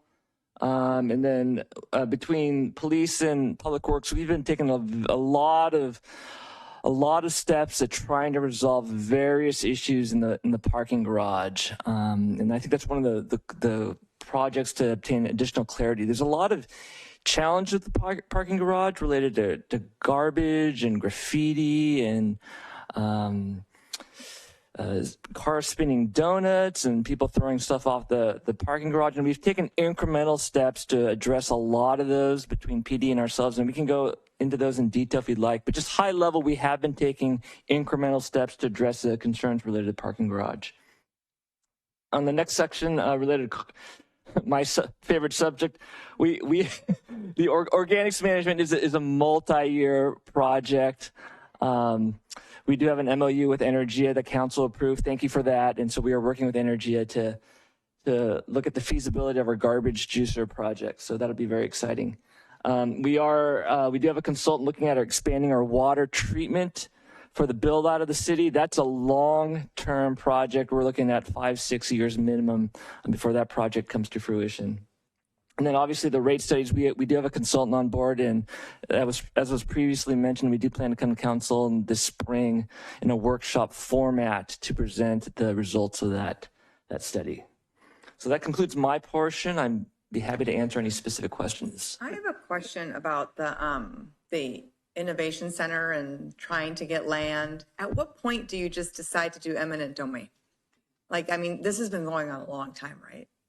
It's been going on for a while. We could have done that by now, right? I defer to council to provide additional direction to that. I continually contact the landowner, and we continually massage, and it's really the interest of developers too. So a lot of developers are working with the landowner. So there's leverage in the fact that for the properties to develop, the developers, interested developers know about this. So there's different ways to leverage allowing this to happen. I'm not a big fan of going to the eminent domain process. It's very adversarial. I like looking for win-win solutions. But again, that being said, it's at the pleasure of council. Yeah, so but like from an economic development point of view, does it matter how long do you wait before people are like, forget it, you guys are never going to get this done? And that would be a decision for the council. When you're done waiting, just recognizing, and I'm speaking generally, eminent domain typically costs more and takes longer. But we have been attempting to acquire the easements and right-of-ways for many years. So that could be future discussion for sure about how we want to approach that, if differently than waiting any longer. Okay, because I did have a conversation with Antioch about what they had to do. So I think we might need to look at other options. Tim, can I add one, or Mr. Mayor, can I add one addition? If we hear that it is inhibiting the future development of the Innovation Center, then I think at that time we would then approach the council and let you know of the situation that we're in. And then the council, through legal counsel, could decide if you need to take it to the next step. But currently, it's not inhibiting any of the projects. But if that would change, we'd be back to the council. Okay, thank you. I would say we did have one retail prospect that is now going into an adjacent city instead. It did create a real repercussion. So that's unfortunate. And then, Mick, if you wouldn't mind just elaborating on 1A, I think the Sand Creek Road extension might fall under that, and give a little update on what's coming maybe tomorrow. Absolutely. So the Sand Creek Road extension is one of many high priority projects. Those plans have been finalized. I believe they were posted to go out to bid this evening. So we're really excited about that. Those plans are out to bid. We expect to open bids towards the end of February and then bring that back to council for approval shortly thereafter. Yay. Very exciting. Could I ask just a couple quick questions? Sure. I've got several questions about the sound wall. I'm not necessarily understanding. I have a couple questions that people have addressed, and maybe we can get some resolution to them now. How many residents will be affected or benefit from the tearing down and then rebuilding of the sound wall? The sound wall is approximately 200 feet in length. The project is to raise the sound wall about 3 feet. It'll directly impact or potentially benefit up to 2 houses. I'm sorry, how many? 2. Okay. And will the wall improve the sound issues, and how? How much? So this was through a lengthy process. We hired a sound consultant to do an analysis along the entire Highway 4 corridor. And according to the sound consultant, raising the wall about 3 feet would reduce the decibels about 3 decibels. And 3 decibels is at the threshold of human perception. And that's in the backyard or in the house? That would be in the backyard. In the backyard. Okay. And how much is the city budgeted already for this project? There is $600,000 budgeted for this project. To date, we've spent approximately $60,000 to $70,000 on civil and structural consultants. And then the planning part of that, or the entire plan of putting it together, isn't done yet? It's nearly completed. The construction documents are almost 100% completed. Okay. We plan to go out to bid on that project probably in the next month or so. Do we anticipate to be able to stay in that $600,000 budget? That is a very good question. It's a very good question. It's hard for me to say. The latest engineer estimate from late last fall basically says that 600,000, it may be close. We may need to raise it a little bit. But again, a lot's happening in the economy right now. You know, if you were to ask me 8 months ago, I would think that 600,000 was definitely low. With rising interest rates and with a reduction in housing construction, it may be a better bidding climate, but we're still seeing challenges in supply chain and other issues. So I don't have a very clear crystal ball on that, unfortunately. I mean, we'll see. We have a lot of projects going out to bid this year, so we'll see in spring and summer of this year. Okay, and moving forward and asking for this to go out for bid is going to incur more costs above that $60,000 we've already spent. Yes. For the benefit of 2 homes. Yes. Maybe I'm confused. I watched the video. I watched the video from November 16th of 2021, and I was confused then, and I'm equally as confused now. I'm not confused because I feel like our city let that neighborhood down. That wall should have never been built like that from the beginning. So it's righting a wrong that we did. But we're considering it. You're using the term neighborhood, and we're talking about 2 houses within that neighborhood.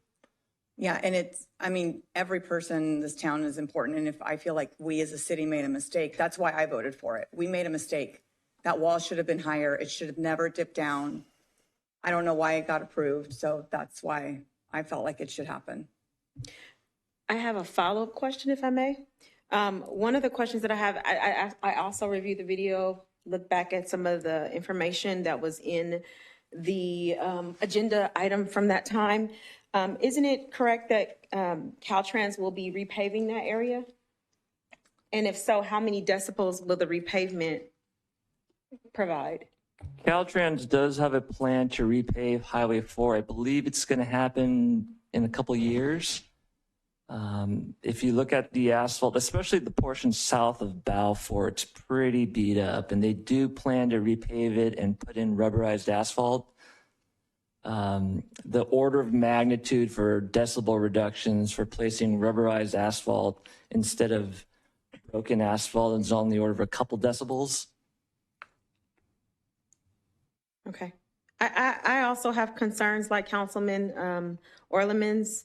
One of my concerns is we just heard when we talked about item D1, paying down the city's obligation to CalPERS, and that we're looking to source $450K from the general fund, but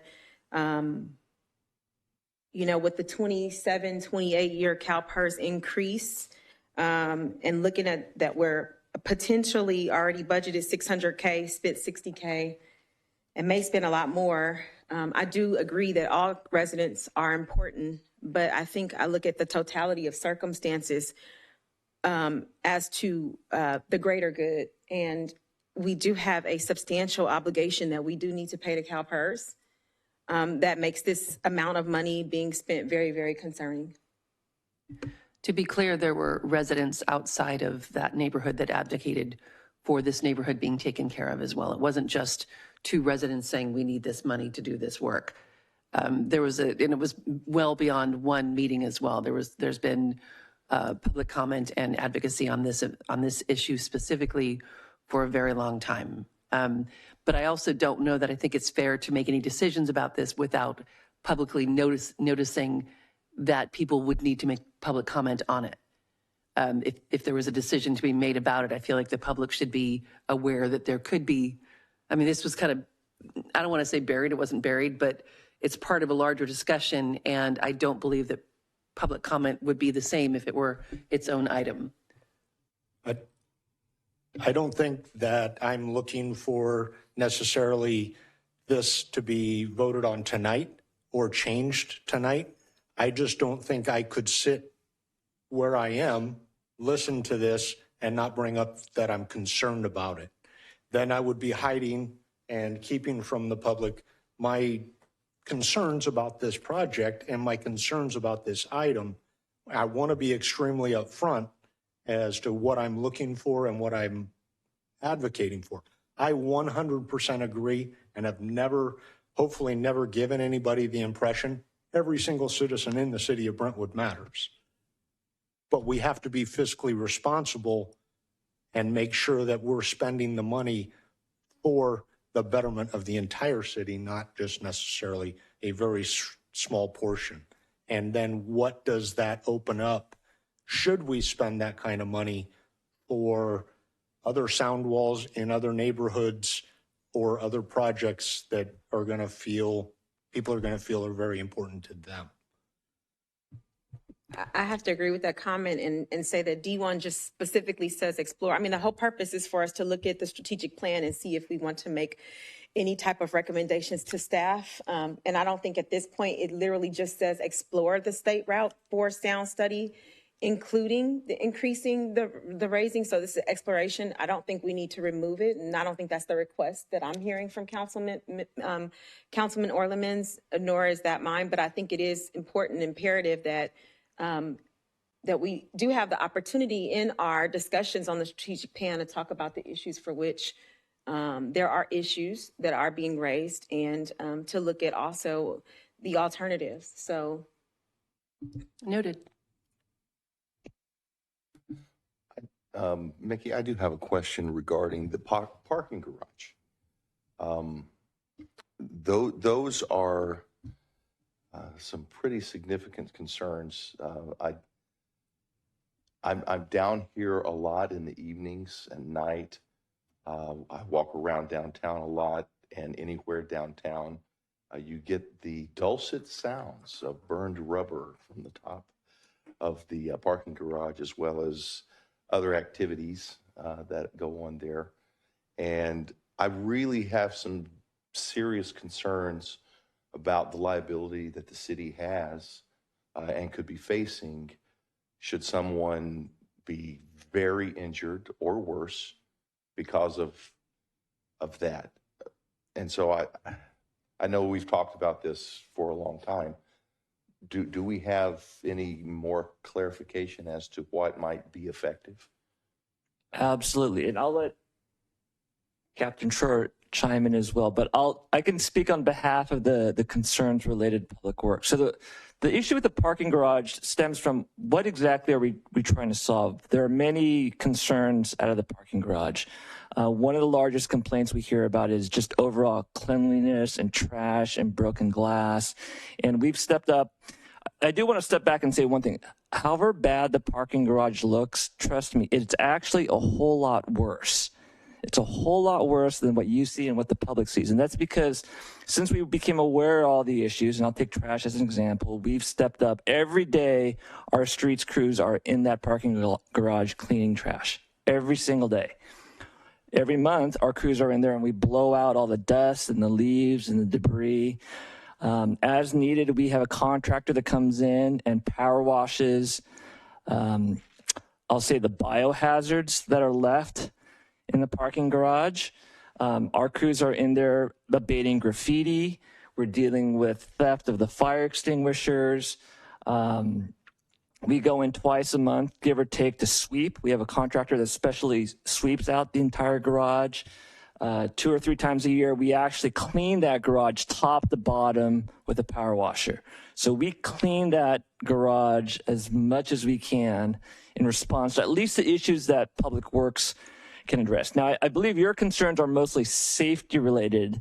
I do want to make one other note related to cars spinning donuts, if that's the issue. So we have placed some yellow rumble strips along the top floors. We've placed some delineators. We've actually seen those work in action, looking at some video of cars trying to do donuts around them, and they end up not succeeding very well. So we know that some of those are effective. We plan to install more of those in the coming months.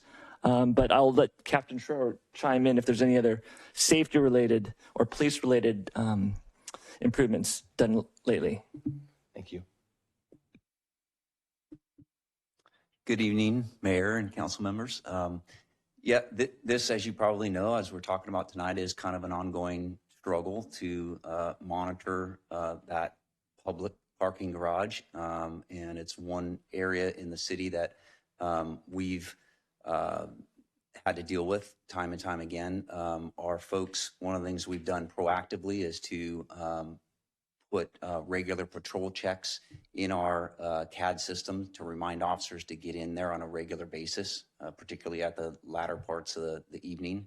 And it's challenging because we have other calls that we have to go to. Obviously, we have only so many police officers out there on the street at any given time.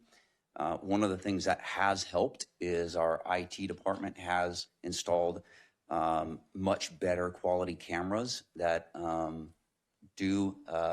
are able to capture the majority of the parking structure. Our dispatchers have relayed to us that it is very helpful. If you go in there at any time, you could go in there right now. You've seen the gazillion monitors we have in there, and the majority of them are of the parking garage, and they are paying attention to that, and they will often dispatch without even calls coming in because they'll see some of the activity that's going on. But it is very challenging. Some things we could look into is motion sensors that would alert us would be something to look into technologically speaking through that camera system. There is some technology out there, a two-way system in which we can communicate to folks that they might want to vacate because the police are coming, or a pre-recorded message of such. Those kind of things technologically we could look into, maybe do a better job in that, but it is very challenging. So for public clarification, this item came to us through some teachers at Liberty and their concerns about people that were doing some unsafe behaviors off the top of that, things that were potentially going to injure students or cause other kind of dangers. So the safety issue was the priority for the strategic plan investment. And we initially did receive some reports at the time about what improvements were being made and what kind of stats we were seeing when it comes to the differences of the safety issues and the other crimes happening there. So I think as long as we keep focusing on the safety as the bigger chunk of the change here, and I totally appreciate Mickey, you and your staff having to do the cleanup, and I feel horrible for you, but we are focused on the safety here because there were some very valid concerns about student safety specifically. In addition to people climbing up the side, and I believe there were some barriers put up so that people couldn't do some of the parkouring that they were doing. Is that accurate to say? I'm trying to think. We did have water-filled barriers in there for a time, especially during the COVID times. I want to thank Mickey, your department, as well as the police department for its efforts. I know when I was sitting as a temporary judge, there were several times in small claims that I would see, there were usually youth who had hit the little median there on the floor, top floor. There were several other things where people were trying to do the donut, so I'm appreciative of the striping that's there now. And a lot of this is connected with our youth. And unfortunately, until we get a youth development center or more activities for our youth, City Park and our parking lot is our youth development center. No, that's a pretty harsh statement, but it is what it is. But I do find that the lack of something there, I'm really concerned about the climbing on the wall, accessibility for students to go over. It is facing the school for anyone, for safety issues facing the school. And I think this is something that does need to be urgent. And I appreciate all the efforts. I think this is something we need to look into because I do appreciate we live in a city where there are not parking meters everywhere and that we don't have to pay to park to come into the complex. But I don't know where we go from here. And I think it would be good for us to find out. I know Councilmember Mendoza, you've talked to other cities on other issues. I think it would be great for us to talk to other cities about what they do for their parking complexes. I think it would really be helpful for us to find out what they've done to try to take some tips or some suggestions. I don't know if this is happening in other cities, but because we're facing on the side of a school, it is very, very concerning. And because a lot of our students from this school and other neighboring schools come here, it is very deeply concerning for me.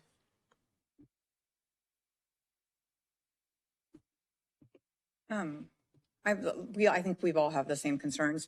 Is most of the stuff late at night?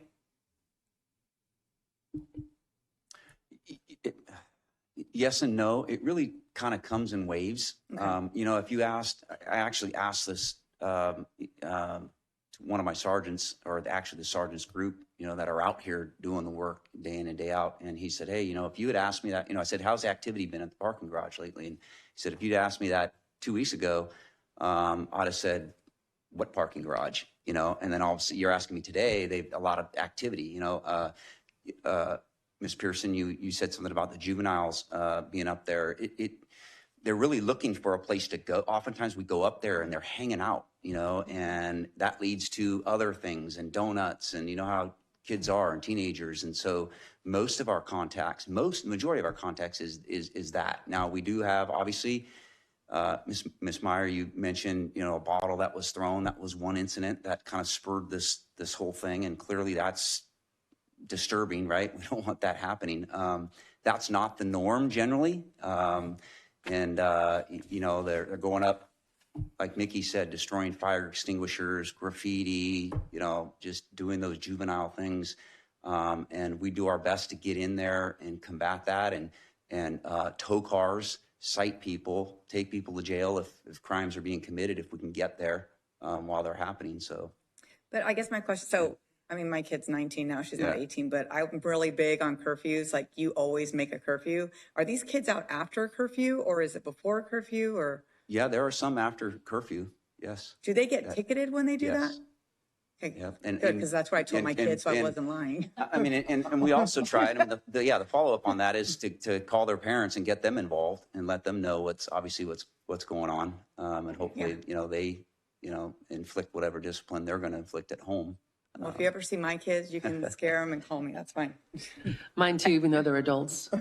I'd like to also add for dispatch, I did get the opportunity to tour with the chief, and I saw the cameras, and I also saw that they track and follow the person by the facial recognition. The issue is that we're understaffed in our dispatching, and they have a job. If there's a safety call or something that goes on, it makes it really difficult for them. They do an amazing job. But I think that we need to go beyond that. This is just a policing issue, because I don't think that it is just a policing issue. Another thing, they get cited, and their parents, if they're under 18, they have to come with them to court, which is really fun, because then we get to tell on them. So, yep. So all of these issues that we're bringing up are very definitely the reason this was prioritized as a strategic plan initiative. But one of the things we talked about, and I haven't heard yet mentioned tonight, was some sort of gate that would close at certain times of day when there was more of an issue. And I know that was a huge investment, but that's one reason we allocated the amount of funds that we did for this. That's right. And that's how we came up with the rough cost estimate of this, was looking at actually gating, having a fob or some other vehicular access control gate at the second floor. So right after you pass the electric car charging ports, actually have a gate where you can restrict access to the upper floors, as well as restricting access up the elevator and the stairwells as well. That is still on the table. That is the justification for the original cost. And any timeline on consideration of that, putting it out to bid? Or? I don't have a timeline on that particular project. It was interesting because speaking to various vendors, a lot of them actually dropped out because they're suffering the same supply shortages, in particular with fencing materials. And we're still seeing that to a certain extent with other products such as cars and trucks and things like that. So, are there any ADA accommodations that we'll have to be mindful of providing more handicap spaces on the lower floors if we do a gate on the second floor? No, that's the reason why we were going to gate off the upper floors, was to leave the lower floors still open to the public. Thank you. Any further discussion? This actually does feed into one of the other strategic plan items that we've discussed, and it actually it's not strategic. It's a plan that I told Tim I was going to ask about. The youth center, the property on Guthrie, the update on the discussions with the county regarding an East County Youth Center. There was a list, we all have a list of things that we were wanting an update on, and that was one, but since it feeds right into this discussion, can we get any kind of update on what those discussions with the county are looking like right now? Yeah, we have that as focus area number 4. I can jump to it now if you'd like, or we can get to it in order, but actually it's 5. We had 2 representatives from Contra Costa County who have the responsibility to assess the expenditure of Measure X funds dedicated to an East County Youth Center. It's approximately $5 million for capital uses and something like $1.5 million ongoing operationally for some long tenure, I don't remember offhand. We took them on a tour of the CD building probably, a month ago, Bruce. They were enamored with the building itself. They were very concerned about its location.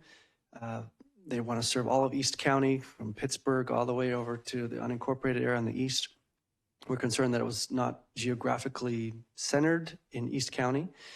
They also expressed a concern that once they start doing some of the data analysis of underserved at-risk youth, dropouts, all the different categories they wanted to look at to really see how a youth center could really laser focus on the youth who really need the programs. They were concerned that Brentwood might not score as well. We did try to reiterate our strength in a city-managed and parks and recreation programming focus. Some of the other candidates may be nonprofits who may not have the same capacity. So we did emphasize our ability to take on a youth center with some additional staff. So at this point, if I understand right, Bruce, they're going to do some of that behind the scenes data analysis and then start some stakeholder meetings once they hire a project manager, probably through late spring, and anticipate making some preliminary decisions by summertime. Is that your recollection, Bruce? Yeah, that sounds right. So we're basically still waiting on the county for those next steps. I can also mention that just this past Saturday at our birthday party, I did talk to a representative of Supervisor Burgess's office, and she did talk to me and say that Supervisor Burgess is really supportive of this youth center in Measure X in Brentwood. So that's, at least we know that and have that as well. So we're still working with the county. We're keeping an eye on it. And as soon as they define a process that we can apply for, that's what we intend to do. Did our past survey results get presented as some, that we've already done some research about what people are looking for, families and kids? And Yes, it was. So when we did the tour, we had the county representatives here. Tim and I did present the information from our survey and some of the data and what we've already done when we went through the process for the tech center. So we did show them that we have put some work in and that the city is committed to a youth center as well. So we shared some of that with them. okay, thank you. If there are no other questions about the youth center, since we're on focus area 5, maybe Bruce, just go ahead and continue to provide an update on those other. I do have another initiatives. question about the youth center. Please. Thank you. Besides the technology building, what other considerations have been made for this youth center? And second part of that question is, has the CD building been considered to move the senior center there and use the senior center as our youth center?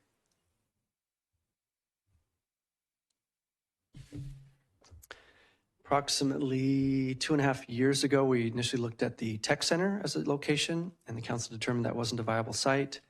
We looked at, earlier than that, we considered the swap of the senior center to go to the tech center and the youth center become at the senior center. There was some community opposition to that. We looked at, through the strategic planning process, building perhaps a new building at Windsor Way Park, and maybe there were 2 other successor agency-owned parcels that were considered, but when you're building a new building, it's going to cost more than the $5 million to just renovate and operate. So it's going to be $10+ million. So the council didn't prioritize those at the time. So there are potentially other locations that could be assessed. Obviously, I think we'd want to be as competitive as possible if the specific location of the CD building is not viable. I think, though, the data itself may be our most challenging barrier. as opposed to just a location of a building. But certainly other locations could be considered yet. Thank you.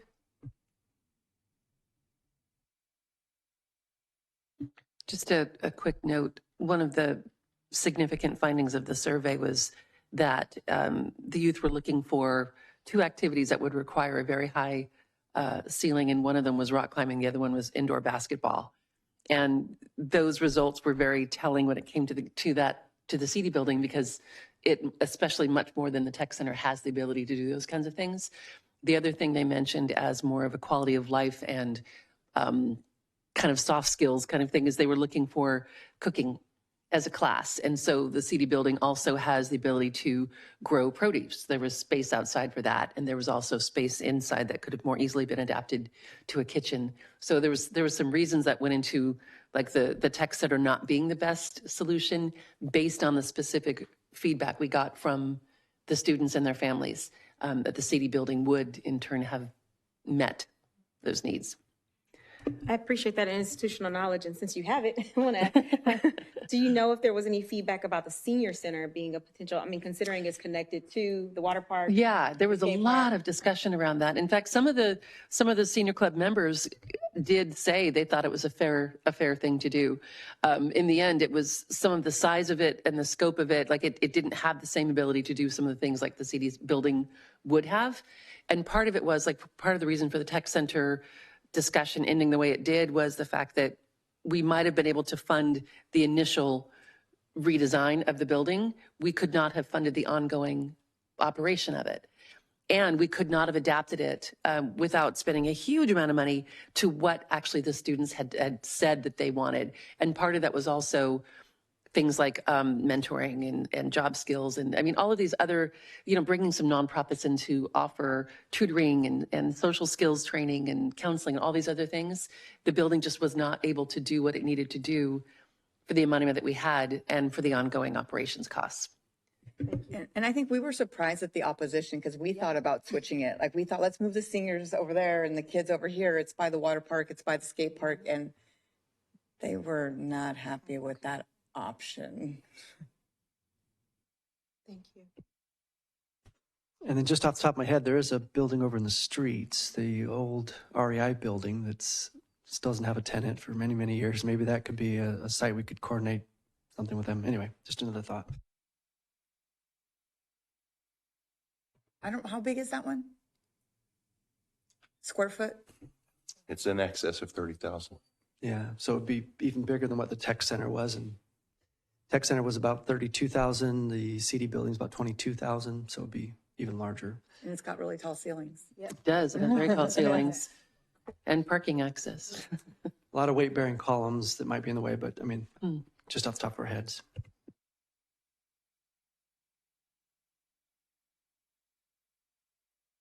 If we're moving back into Bruce's discussion, I wanted to mention too, one of the strategic plan initiatives that I brought forward was the adaptive programming for adults with disabilities. And the wording on here is a little confusing because it's not specific to adults with disabilities. And we have noted in the past that we've got more availability and access to resources for children with disabilities than we do for adults. And so when that originally came forward, it was with the idea of taking care of the needs of adults with disabilities. And it's not specific to that. I just wanted to make sure that was noted.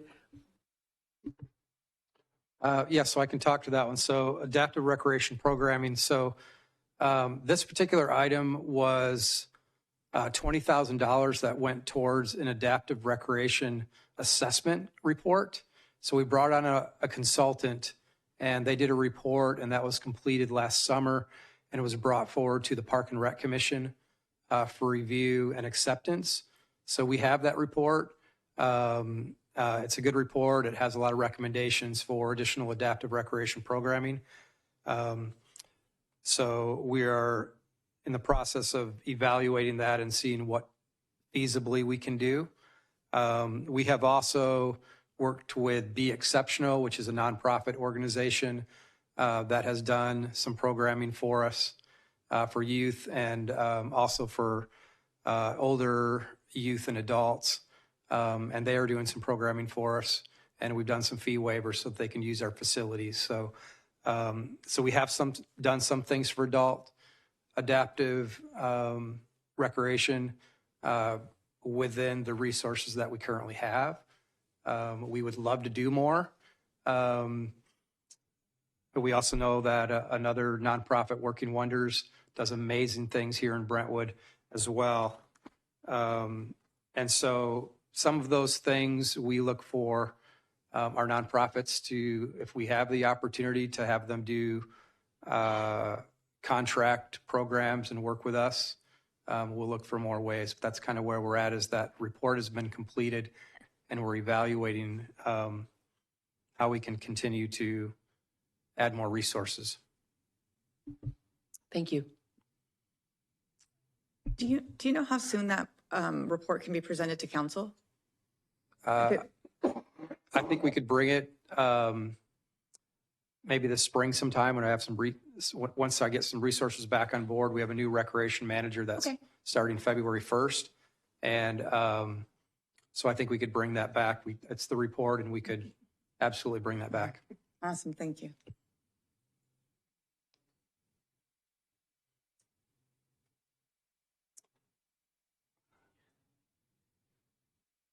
And I'm just really excited about the Creekside bathrooms. I can't tell you how many texts I got and like emails and calls about your Creekside bathrooms. Yes, why don't I just go through the rest of my items here since we're on focus area 5. So yes, the Creekside and Garen Park restrooms, those went through notice of completion this evening.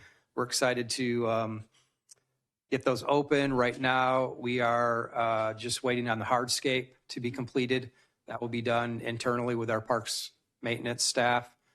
We had to wait for the rains to dry out a little bit before we can get that going. Pickleball courts, Creekside Park, that recently went through the Park and Recreation Commission for design and approval. So that one is currently in design, and then we will move that towards construction. Expanded hours of Sunset Park. So this particular item was brought to the Park and Recreation Commission as there were some considerations that we wanted to make sure through the operations and let them know about the hours and that type of thing. And actually, when we brought that to the Park and Rec Commission, they had several concerns that they raised regarding actually opening the park. In addition to that, it was the timing where we had quite a bit of vandalism at Sunset Park as well.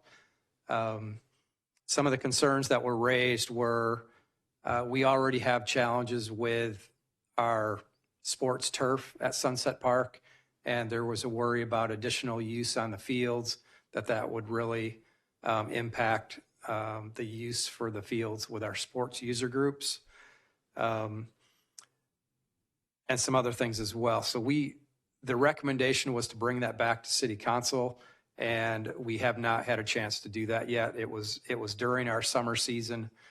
So if the council would like to see that come back for more consideration, we can certainly bring that back to talk about some more. But our Parks and Rec Commission actually voted 5-0 to not make a recommendation to open that Sunset Park. I have a question about that. It makes sense to me, like people are impacting the grass and they got to play. And then if the grass isn't safe, then kids get hurt when they're playing. Knowing that, if I recall correctly, the new soccer fields, Sand Creek and Fairview, we were looking at a play structure there. Do you think that maybe the play structure, should we even have a play structure when it's specifically for something else? Because it's kind of, the kids see it, they're driving around, they want to go in, and then we pay for it, our taxes pay for it. Is that maybe something we should consider not having at the Sand Creek Sports Complex? So the Sand Creek Sports Complex, actually, a good segue for that is January 31st, we have our first community outreach meeting to get feedback from our residents on the design of Sand Creek Sports Complex. They will be presenting 3 different options of layout of the sports fields and the kind of the park amenities that go with that. Those options right now do include kind of like that community park in addition to the fields. So it is in there, but we will get feedback from our residents, whether that's something they would like to see in that park, or if it's an item that is not needed. So we will get more feedback on January 31st. Yeah, I know Santa regarding Clara that. is working on theirs, and they're not including the playground equipment. And that's kind of one of the reasons they're not doing it either, just because of the fields and, you know, you lock it up and then they can't play. So The idea of it being absolutely locked, this Sand Creek Sports Complex, we're still evaluating whether it is one that is locked or it's open. The fields themselves will have barriers around them so that like vehicles can't drive onto the fields and do donuts and that kind of thing. So it also keeps the soccer balls from, going out of bounds and into the parking lots and that kind of thing. So, Bruce, before we move from item one, could you give me some kind of ballpark on the completion of the pickleball courts? I think I get more calls about interested residents than anything else, and maybe everything else combined. I wonder if Aaron can come and maybe give the schedule for that. It is coming. Yes, thank you. Excellent question that we also received many calls about. And we're right on a great schedule. So the design firm has the approved conceptual from the Park and Rec Commission, 3-4 weeks in their possession. So we're looking at a construction documents and a complete plan any day now. I'll say within a week or two. As soon as we have that official conceptual, the construction documents, it'll go out to bid. So you're looking at 30 days out so let's say it goes out February, out on the street for 30 days. It's not a very big construction job because it's converting that existing basketball court. So time of construction shouldn't be very long. So you're looking at April, May, definitely towards the spring timeframe, should be able to break ground and play some pickleball. I think I just heard screaming and dancing and yelling all and the way boards. From the paddle boards clapping. Thank you so much for that. Absolutely. Aaron, since you're there, can you also give an update on the trail enhancements? Oh, perfect. Excellent. The trail enhancement project that our past park planner was heading up 6 to 9 months ago. Since he left, I've organized a re-meet with the ad hoc committee. So at the last Park and Rec Commission meeting, we took that item and they full-heartedly recommended continuing with the ad hoc and the project, which is $37,000 set aside for amenities on the trails, whether that's exercise equipment or cooling stations, and most importantly, the wayfinding signage.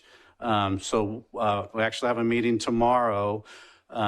And then as of February 16th, we'll have a new park planner starting that'll take this project and run with it. So the ad hoc committee will make a decision on what amenities that'll be. And then as of the middle of February, we'll start with that project. So the trail enhancement should take place over the next couple months. And finally, the last one I have on here is the development of the amphitheater. So I'd like to just give an update on the amphitheater project as well. So currently the amphitheater the 30% design is complete. And right now we are going through the environmental process. So the supplemental EIR process is underway.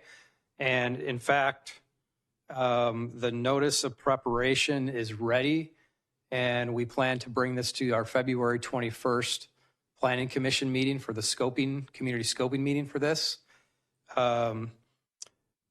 The EIR process we're looking at adoption around September. And then from there, once that's adopted, then we can move into design and construction. So I think as far as the plan goes, we are looking at bringing on a contractor for design towards the end of this year, with construction starting early next year for the amphitheater. And I think that concludes Focus Area 5.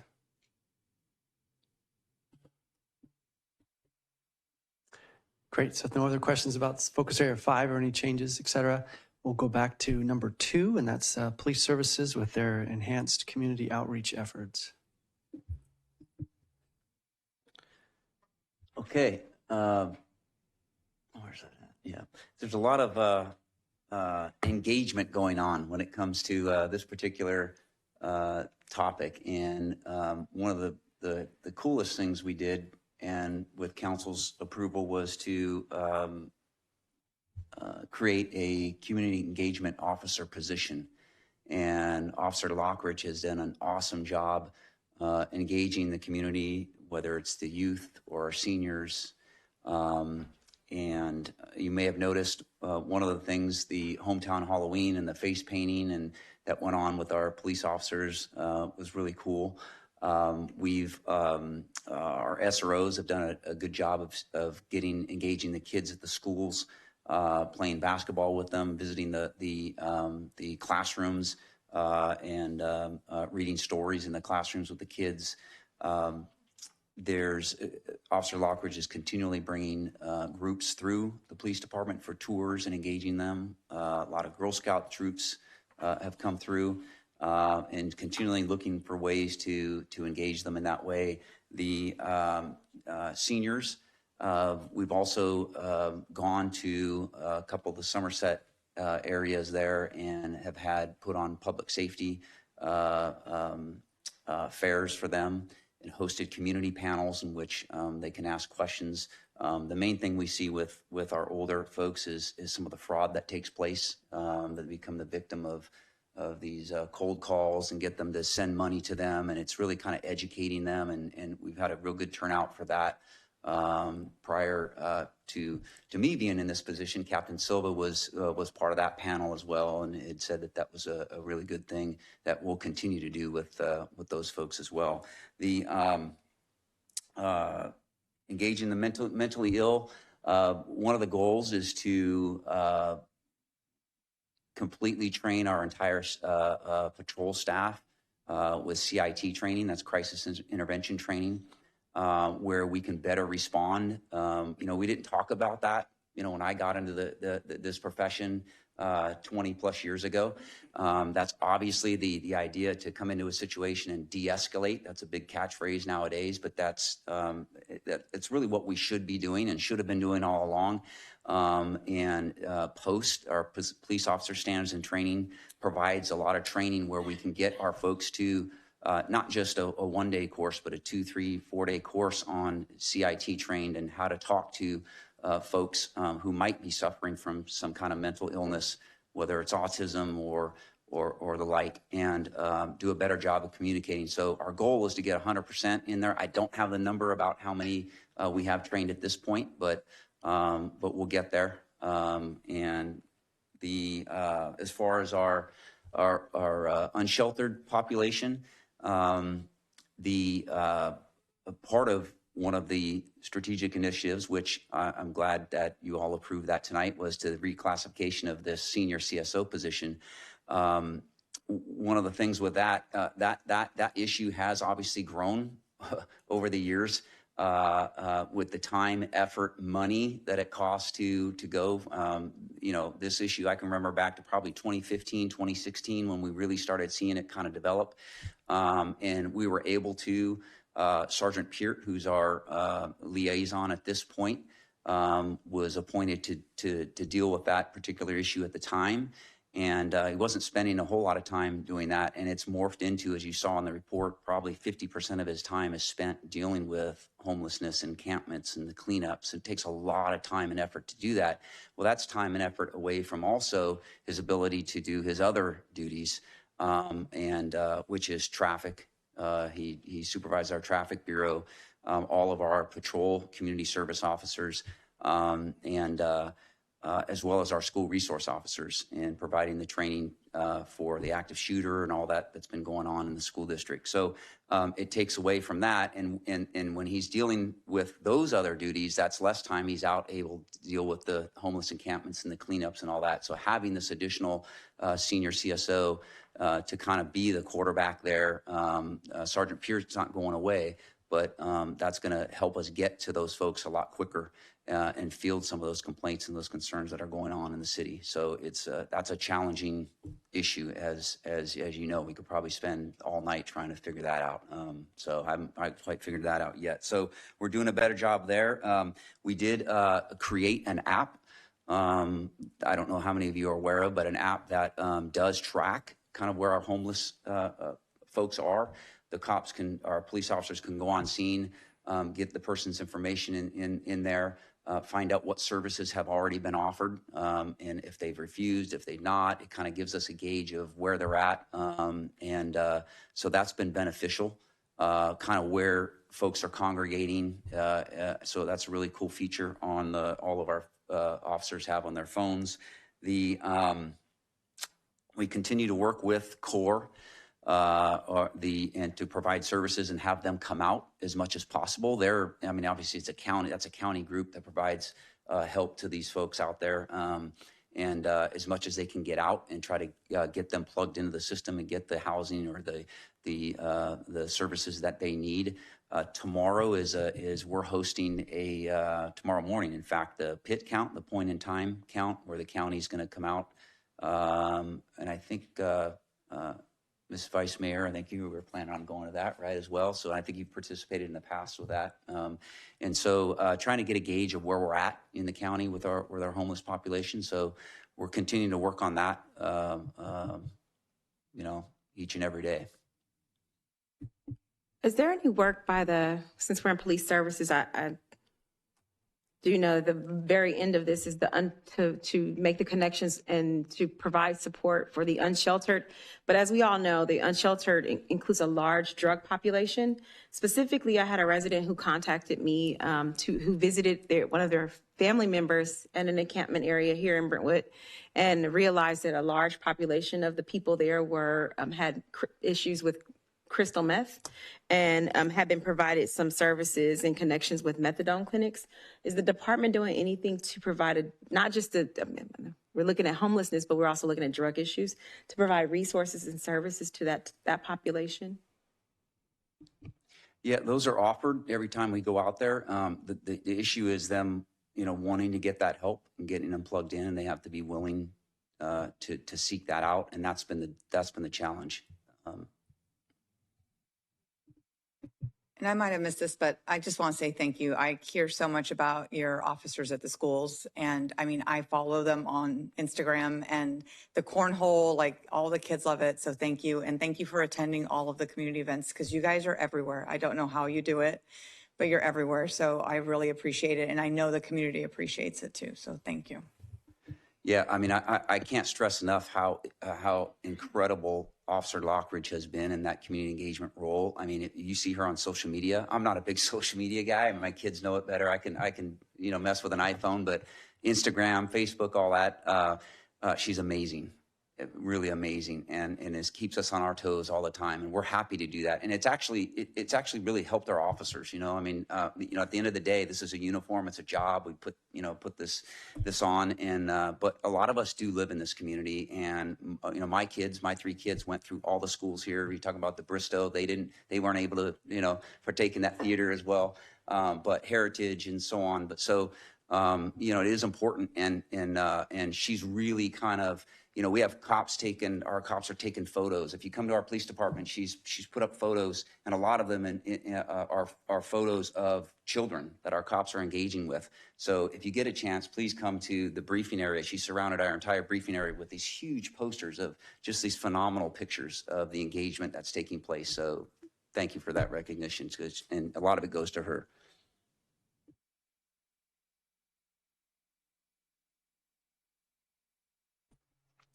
Great. Thank you, Captain. We'll move into Focus Area 3, Economic Development, with some brief updates on progress so far. Darren?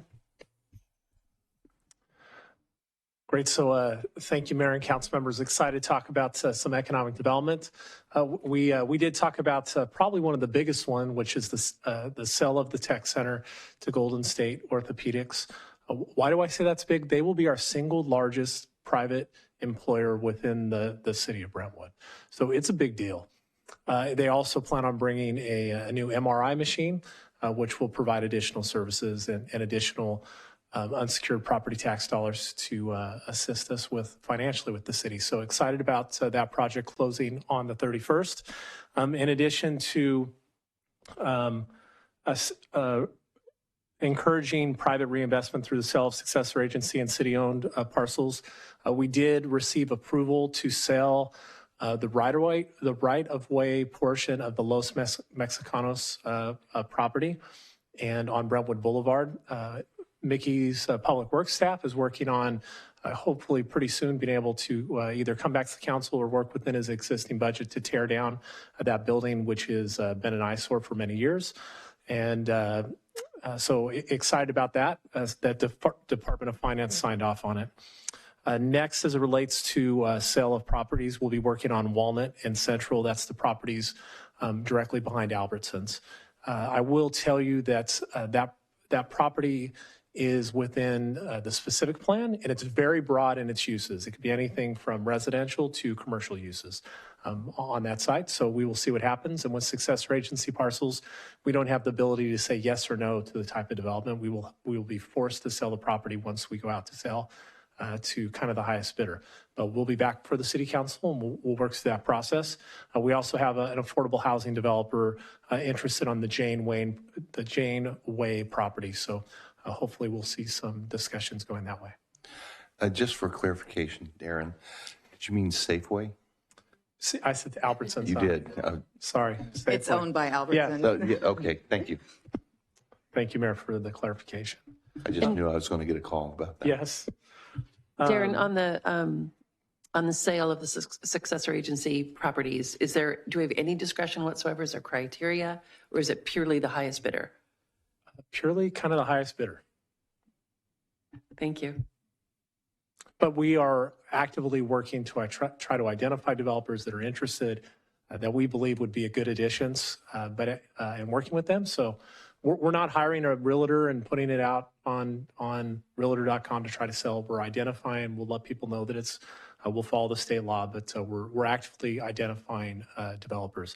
I mean, to put into perspective, we have contacted over this last year well over 100 different developers and end users for the Innovation Center. So that has given us a great list of folks who are actively looking to develop, not just here in the East Bay, all over the state and all over the nation.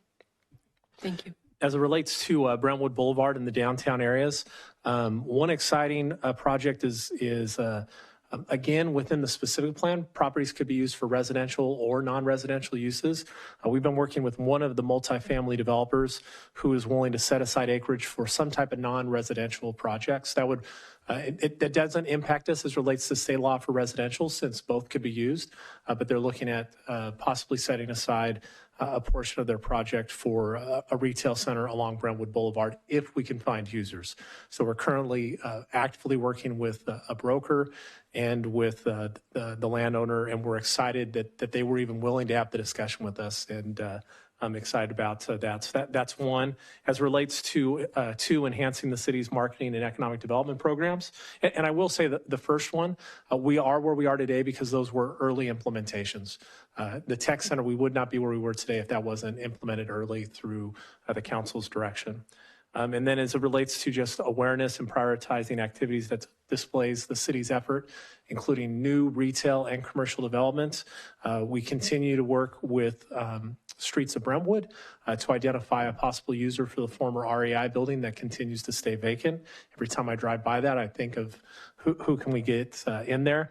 But there are a variety of different projects that are proposed As you know, we have a hotel user that is closed on the property in the streets of Brentwood, and we also have another large non-residential commercial user that's looking at kind of the last largest remaining parcel within the streets of Brentwood that would be an office user, which we believe would be complementary to what's currently there.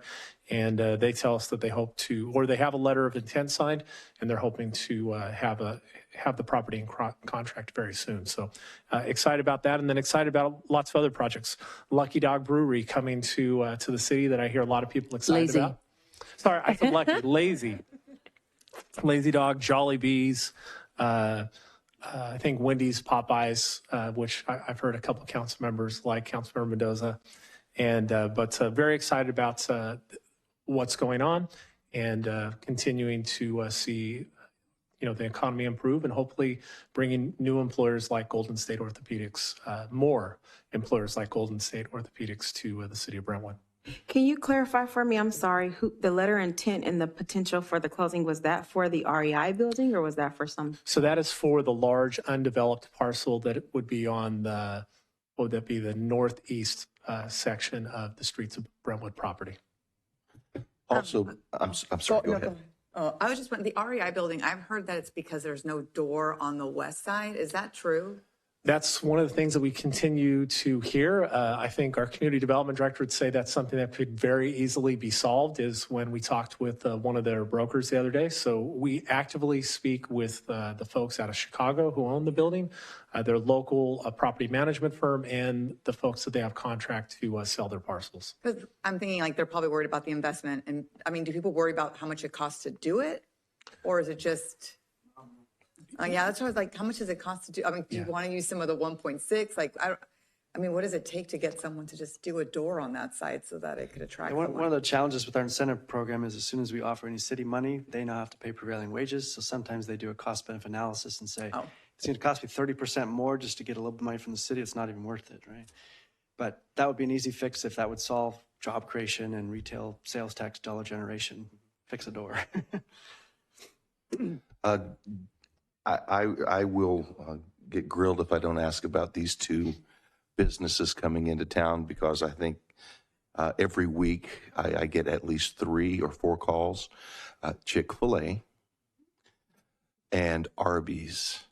And so those are just two things. If you put them on the list, I don't, now I've done my due diligence because I'll get calls. We will reach out to both. For your information, Chick-fil-A has submitted an application to the city of Antioch to go into the former Mimi's Cafe along Lone Tree. So unfortunately, it'll be in Antioch and they'll receive the financial benefits, but obviously we'll see many of the traffic-related issues along Lone Tree. And I'd still personally like to see a plank. If you haven't been there, it's in Oakland. It's fantastic. Absolutely. We'll reach out to them. I already did, but they didn't answer me. Yeah.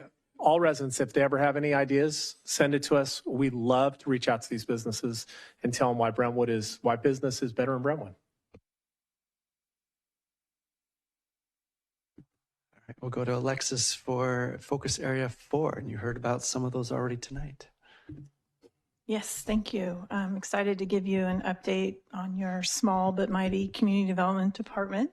We're very busy. Tonight, thank you very much for giving us direction on item number 1. So we're underway with that. And as we mentioned earlier, we'll be coming back to you at different points in time with the different phases of that project. The number 2 is something we will be bringing back this summer. So our efforts on this last year were primarily focused on Measure Q, the open space initiative. And so what we'll be bringing back this summer is the whole section of the general plan with an update on progress either made or needs to be made on each one of the items in the element, and some very rough cost estimates about what it would take to implement those items and looking for council direction on that. So that'll be a big item coming this summer. The third item is going to kick off this fall with the city manager's office, the assistant city manager. I don't know if he knows that yet since we put this in the specific plan before he started. But this is really it's on our strategic initiative, but it's really about the whole general plan, which touches every department in the city. So this is going to require coordination with every department. We'll kick off this fall and really put together a nice sort of report card or check-in with the public on where the city is on their general plan. And then that's something we will update every 2 years. So the funds are allocated for that, and we'll kick that off this fall. That's another big project, because as you can imagine, how many policies and implementation steps are in that entire general plan. So we have to find a way to package this and have it be meaningful for the public. Number 4, the housing element. I sent the council a brief update email about that last week. It is all housing element all the time in the planning division. We are completely up to our elbows in that. So there will be meetings February, March, maybe May on our housing element. So we'll be coming back to council for a couple different items related to the housing element. And planning commission, and also we have to go to planning commission because it's technically a general plan amendment. So there'll be many meetings on the housing element coming up before June. Question on 2A, or more of a conversation, actually. As you know, we've heard from 4CL, Contra Costa County climate leaders about our rankings in the county in this area, and our ranking has decreased a bit. And they've been in kind of regular contact to make sure that this is still on our radar. But I want to make sure that we're staying in communication with them and giving them updates about our scheduling here. Yeah, Eric's been reaching out and touching base with them. And once we have a hearing date for this, we'll certainly touch base. Okay, yeah. Thank you. Great, thank you. We'll jump to focus area number 6. And this is more internal minutia for our internal department services, but turn to Sakari for number 1 and Carrie for number 2.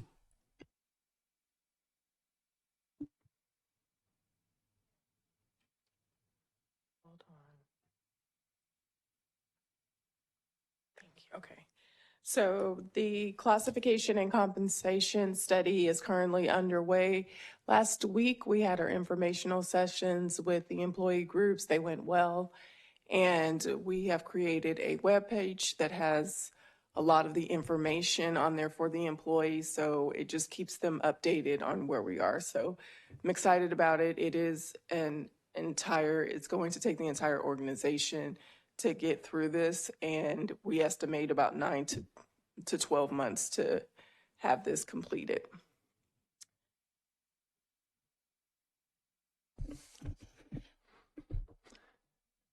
Good evening. I'll be brief with my updates. The first half this year, IS has been focused on obviously the council chambers and in putting together some of the technology for the parking garage. So these 2 items are really things that we're looking for in the back half of this fiscal year and next fiscal year. So there's no specific updates on either of those 2 items in terms of progress thus far.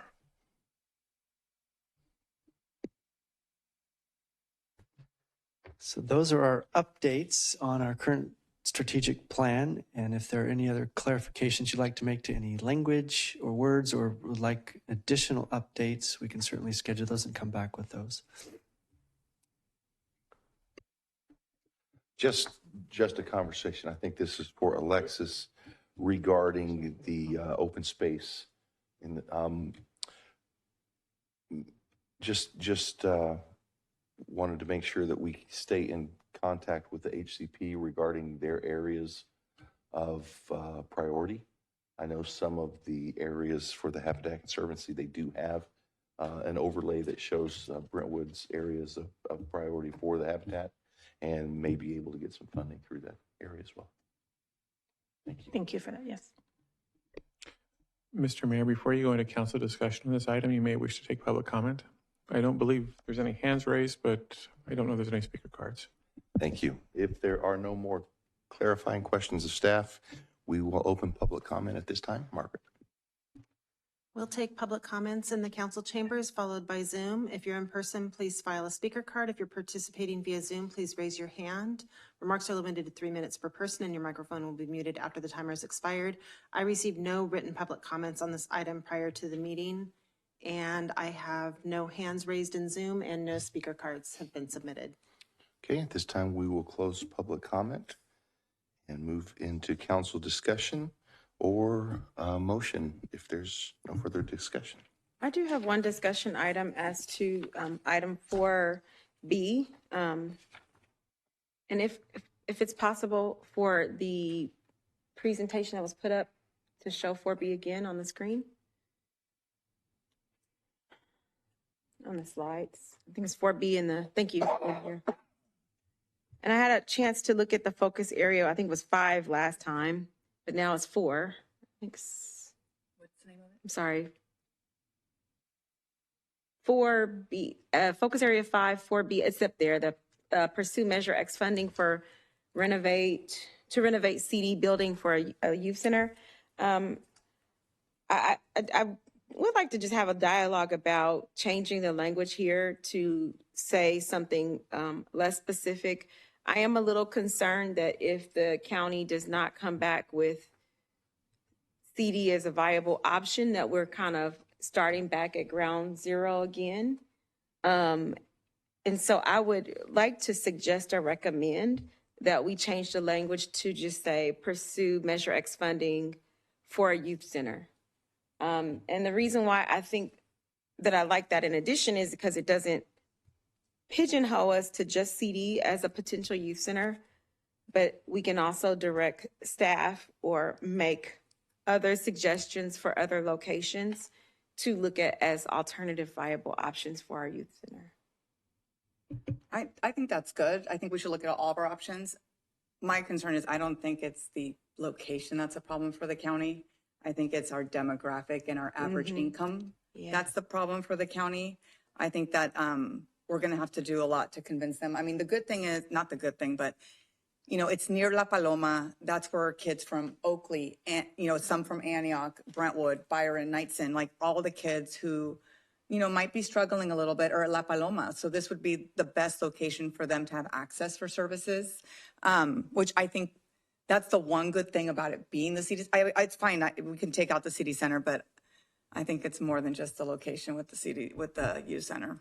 I agree. And I did talk to our chief about the potential for the PALs to provide transportation or support to the youth center. And he said, you know, it being right next door to the police department, they wouldn't foresee it being any problems having it there and would welcome it and think it would be a great alternative. And I think you're right, with it being right next to La Paloma, that would be awesome. But I agree that we are not the demographic that the county is looking for.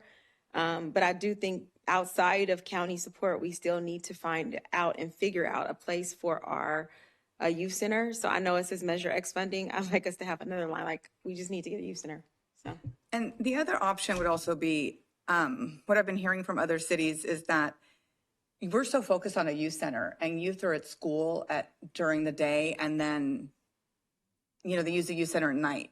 So we might want to look at something like a multi-purpose where the seniors use it during the day and then the youth use it at night. So maybe something broader like that in the next go around. I mean, I don't think we're doing strategic items now and funding options now, but that might be something we can look at later on outside of the Measure X funding. Looking at our projections, I don't know when we're going to have money for that, Carrie. But 1.6 on January 31st. Yeah, so it's like, you know, I'm hoping Measure X could come through, but, you know, also making it a little broader in the future, maybe will open us up for more grants if it is a multi-purpose and find a way to flex the space.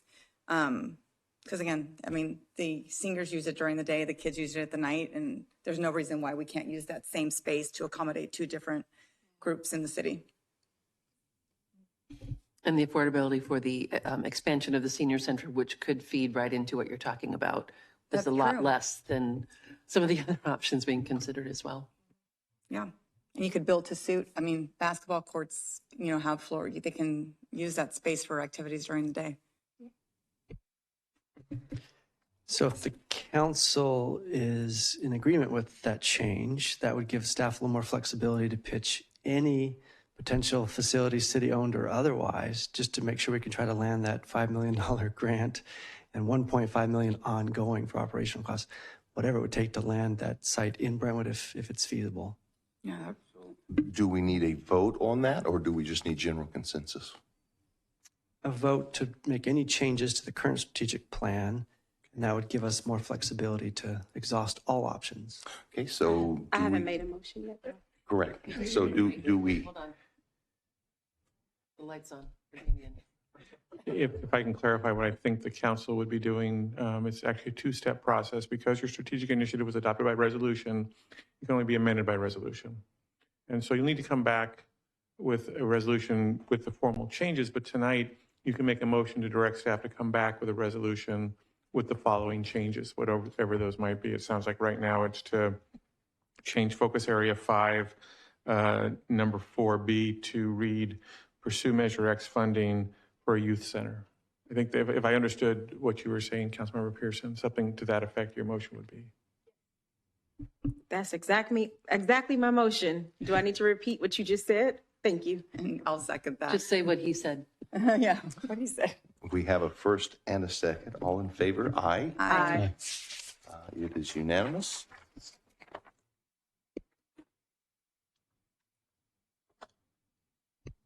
Okay, and does that fulfill the entirety of that? Okay. Unless there are any other changes, now's your time to speak. And if not, we'll continue to pursue these with vigor. And we'll continue to provide updates on these to the public through if they go to the front page of the city website, there's one of the big buttons that says strategic plan. If they click on that, that'll take them to this plan and the prior 2 plans. And then just below that is a table that is updated monthly, every 2 months, with the latest updates from staff about the initiatives themselves. Terrific. So at this time, we will move into items E1, request for future agenda items. If you have a new agenda request, please raise your hand or turn your light on, and I will. Vice Mayor Meyer. I would like to explore the practice of when staff reports have significant projects, policy updates, and they mention previous council meetings that could potentially feed into the discussion or help clarify the voting process, that we include a hyperlink to the specific meeting that's being referenced.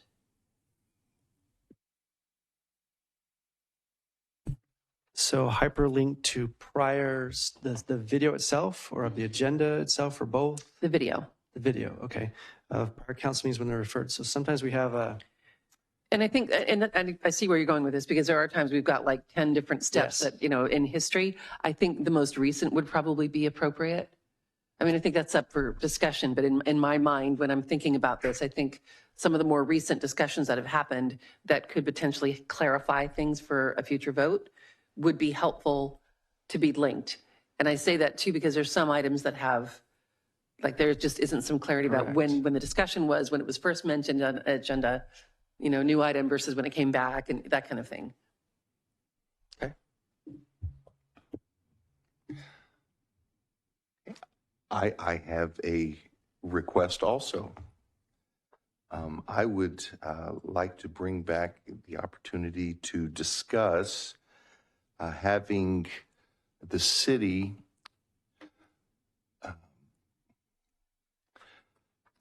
present the opportunity to our community to come together and listen to residents such as our seniors, some of our seniors who have potentially a lot to teach us as a community as far as history and civil rights, human rights, different things like that, that we provide an opportunity, possibly in the community center, or maybe once a year, twice a year, where Do you mean like a speaker series? like a speaker series. Thank you so much for that. Like a speaker series for some of our residents that, Brentwood has so many amazing people that live here. I think we would be remiss not to take advantage of their wisdom and their experience to help us become benefited from that, but also wise enough not to repeat some past issues that we would have experience and education on. I don't know how to really word this other than a speaker series. Yes, if your assistance, Damien, would be great to help. I believe that, Mr. Mayor, you articulated it well, and I suspect the city manager knows what you're saying, and that the staff will come back at your next meeting to discuss whether or not council likes to spend staff time and resources on the item. Okay, thank you. Are there any other future agenda item requests? Well, I just formulated one.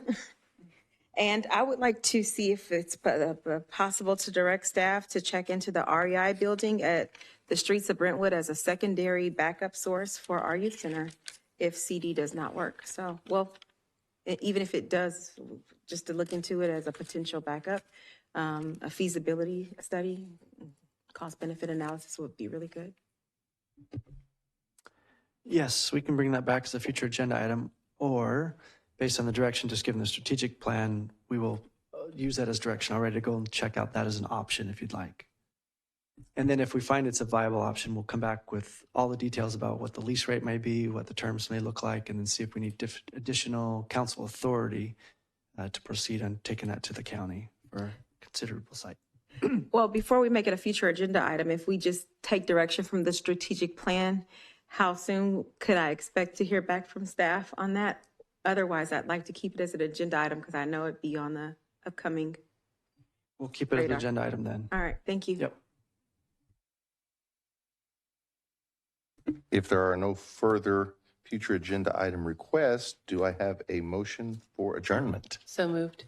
Second. I have a first and a second. All in favor, aye. Aye. Opposed? We are adjourned. Thank you, everyone. Thank you, staff, for your great presentations and work tonight.